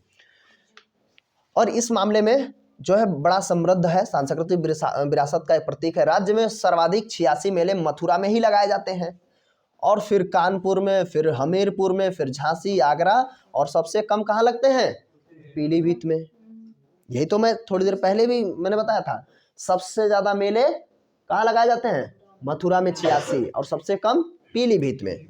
उत्सव और महोत्सव को हम देखते हैं, दूसरे नंबर पे कानपुर है, तीसरे में हमीरपुर, फिर झांसी, है ना। उत्सव और महोत्सव में कुछ चीज़ें देखते हैं, जैसे लखनऊ महोत्सव। इस महोत्सव में अवध के परंपरागत संगीत, नृत्य, वैभव, नजाकत एवं नफासत का दिग्दर्शन कराया जाता है। बौद्ध महोत्सव में प्रत्येक वर्ष कुशीनगर पुराना नाम है, श्रावस्ती व संकिसा में बौद्ध महोत्सव मनाया जाता है। बुद्ध महोत्सव सारनाथ। बौद्ध महोत्सव प्रत्येक वर्ष कुशीनगर, श्रावस्ती और संकिसा में, फिर बुद्ध महोत्सव, बौद्ध और बुद्ध में ध्यान रखेंगे, सारनाथ बनारस में मनाया जाता है, ठीक है ना। वाराणसी उत्सव, इस उत्सव में भारतीय धर्म और तथा संस्कृति तथा ज्ञान विज्ञान का प्रस्तुतिकरण किया जाता है। यह एक पर्यटन उत्सव है। सुलहकुल पहले हम लोग पढ़ के आए, कहाँ मनाया जाता है? हिंदू मुस्लिम एकता, मतलब आगरा में। कन्नौज उत्सव कन्नौज में मनाया जाएगा। ताज महोत्सव आगरा में मनाया जाएगा फरवरी माह में, ठीक।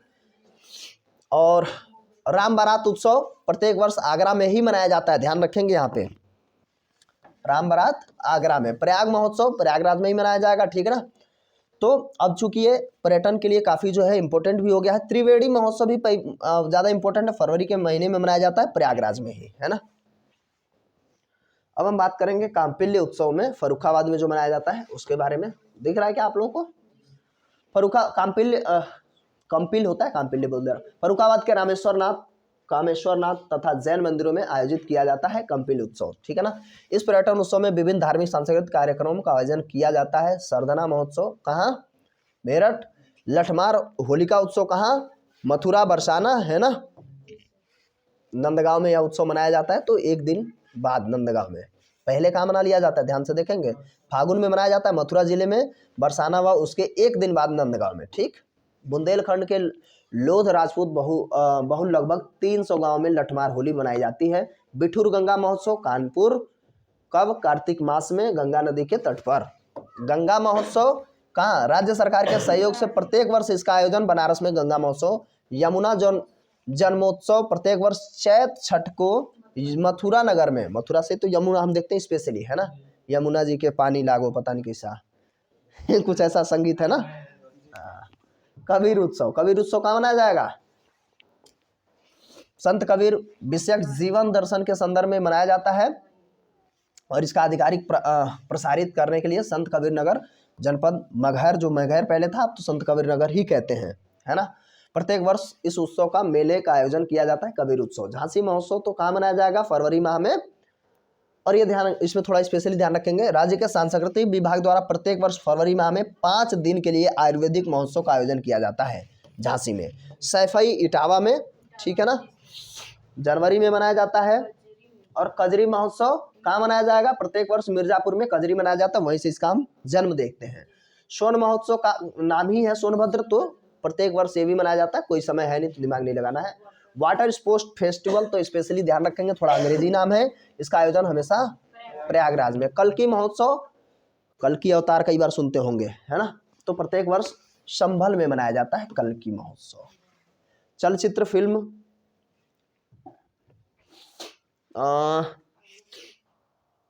थोड़ा डिटेल्स में है, अभी कितना पेज है ये? चलो अब खत्म ही कर लेते हैं। कहाँ चलेगा भाई? चलचित्र फिर से पूरा डिटेल्स में चीज़ें पहले शॉर्ट में देख के आते हैं, डिटेल्स में। भारत के फिल्म उद्योग हिंदी में दर्शकों एवं कलाकारों दोनों ही दृष्टि से उत्तर प्रदेश का महत्वपूर्ण स्थान है, क्योंकि ज़्यादा यही लोग देखते हैं। बॉलीवुड के हिंदी फिल्मों का सबसे बड़ा बाजार उत्तर प्रदेश ही तो है, यहीं के लोग फालतू बैठे हैं, है ना। एग्जाम भले पड़ोस में है लेकिन फिर भी फिल्म देख लेंगे, अच्छा देखे कौन सी फिल्म आई है, अच्छा इसमें कंट्रोवर्सी अलाउ देखते हैं है ना। ऐसा माना जाता है कि भारत की पहली बोलती फिल्म आला मारा 1931 के निर्देशक बीपी मिश्र थे, जो कहाँ से थे? प्रदेश के लोक भाषाओं यथा ब्रज, भोजपुरी, बुंदेली आदि में भोजपुरी फिल्में सर्वाधिक फिल्में निर्माणित की जाती हैं। अब तो नोएडा में बनाई जाएंगी, तो वहाँ भी आप लोग भी फिल्म बनाने पहुँच जाना, नहीं तो देखने तो जाना ही है ना, थोड़ा आसान हो जाएगा, है ना। यहाँ के भी जो कलाकार हैं उनको ज़्यादा जो है कष्ट नहीं झेलना होगा तुलनात्मक रूप से। सब्सिडी भी गवर्नमेंट दे रही है। अब थोड़ा सा ये ध्यान रखिएगा, यूपी गवर्नमेंट ने उत्तर प्रदेश के अंदर आप सीरियल्स वगैरह वेब सीरीज इत्यादि बनाते हैं उत्तर प्रदेश में, तो 50% की सब्सिडी दे रही है। ये क्वेश्चन है अभी हाल फिलहाल में करंट अफेयर के तहत है। 50% आपका अगर, हाँ अगर आपका 50 लाख खर्चा होता है, 1 करोड़ खर्चा होता है, तो 50 लाख गवर्नमेंट झेलेगी। क्या चाहिए? तो बाबा जी पूरा दिमाग, भले वो शांत एकदम सादा जीवन है उनका, लेकिन पूरा दिमाग लगाते हैं कैसे क्या करना है। तो काफ़ी कुछ चीज़ें चेंज हो रही हैं। फिल्म सिटी ही बनना बड़ी बात हो गई ना। तो 10 सितंबर 1975 को चलचित्र निगम की स्थापना की गई, जो पहले भी पढ़ के आए थे। सूचना और जनसंपर्क विभाग द्वारा प्रदेश के सांस्कृतिक, पर्यटन, कृषि, साहित्यिक, औद्योगिक, ग्राम विकास तथा अन्य विकास संबंधी विषयों पर वृत्त चित्र और समाचार चित्र निर्मित किए जाते हैं। अब तक 100 से अधिक समाचार चित्र व 165 से अधिक वृत्त चित्र तैयार किए जा चुके हैं। अब देखिए जैसे कुछ एग्जाम्पल में, लखनऊ मेरा लखनऊ, महात्मा गांधी और उत्तर प्रदेश, चोर चोर नैमिषारण्य, ब्रज होली, ग्राम्या, बुंदेलखंड विकास की चमक, हर आंख में आदि प्रमुख वृत्त चित्र है। यूपी का इतना ज़्यादा जो है, थोड़ा सा अगर मैं अभी विषय से हटूँ, यूपी का इतना ज़्यादा एडवर्टाइजमेंट हो रहा है। आप देश के किसी भी कोने में ट्रेन जा रही है, मुझे बस में तो नहीं देखा हूँ, बसों में शायद होगा, तो आप देखेंगे यूपी के जितने भी पर्यटन स्थल हैं उनका हर बोगी में, हर जगह पे पूरा बैनर बढ़िया मस्त एकदम से चिपका हुआ है कि ये आगरा का है, ये यहाँ का है, वो वहाँ का है, हर चीज़, चाहे रामनगर हो, मतलब ये रामगढ़ ताल हो, सब यूपी के जितने भी पर्यटन स्थल हैं पूरे छाप दिए गए हैं, पाट दिए गए हैं। तो गवर्नमेंट एडवर्टाइजमेंट में भी इतना खर्चा कर रही है, मतलब पूरा फोकस है यूपी का कि पूरी तरीके से यूपी में पर्यटन को बढ़ावा दिया जाए, है ना। तो बसों में भी होगा, मैं अनुमान लगा रहा हूँ। ट्रेनों में तो मैं देखा हूँ, किसी भी कोने में जा रही हो ट्रेन, आप देखेंगे गौर से तो यूपी का ही पूरा ऐड दिखेगा आपको, उसमें चिपका हुआ होता है। और ट्रेन सेंट्रल गवर्नमेंट की है तो उसके लिए पैसे देगी ना राज्य सरकार सेंट्रल गवर्नमेंट को। नोएडा छोटी फिल्म सिटी मानी जाती है, तो हम जानते हैं फिल्म सिटी यहाँ तो बन ही रहा है। राज्य में फिल्म उद्योग के विकास हेतु प्रथम फिल्म नीति जो आई थी 1999 में, 2001 में फिल्म नीति के तहत उत्तर प्रदेश में फिल्म विकास परिषद का भी गठन कर दिया गया प्रदेश को फिल्म उद्योग के क्षेत्र में अग्रणी बनाने के लिए। फिर 2018 में नई पॉलिसी शुरू की गई, अब धीरे धीरे उस पर काम चल ही रहा है। फिल्म नीति के उद्देश्य से पूर्ति हेतु उत्तर प्रदेश फिल्म बंधु का गठन किया गया है। तो ये योजना है उत्तर प्रदेश फिल्म बंधु योजना, ठीक है ना। तो हमारी हो गई ये क्लास जो बड़ी सी थी समाप्त, है ना। तो हम लोग इसमें सब कुछ देख लिए हैं, आमतौर पे जितने भी यूपी के आर्ट एंड कल्चर से चीज़ें बनती हैं, 1 से 2 बार इसको रिवाइज कर लेंगे, निस्वार्थ भाव से रिवाइज कर लीजिए क्योंकि प्रश्न बनेगा ज़रूर, ठीक है ना। तो आगे ऐसे ही क्लासेज आपको मिलती रहेंगी, ठीक है। कैसा लगा वीडियो कमेंट करके ज़रूर बताइए और लाइक ज़रूर कर दीजिए, चैनल पे नए हैं तो सब्सक्राइब कर लीजिए। मिलते हैं अगले वीडियो में, तब तक के लिए नमस्कार, जय हिंद, जय भारत।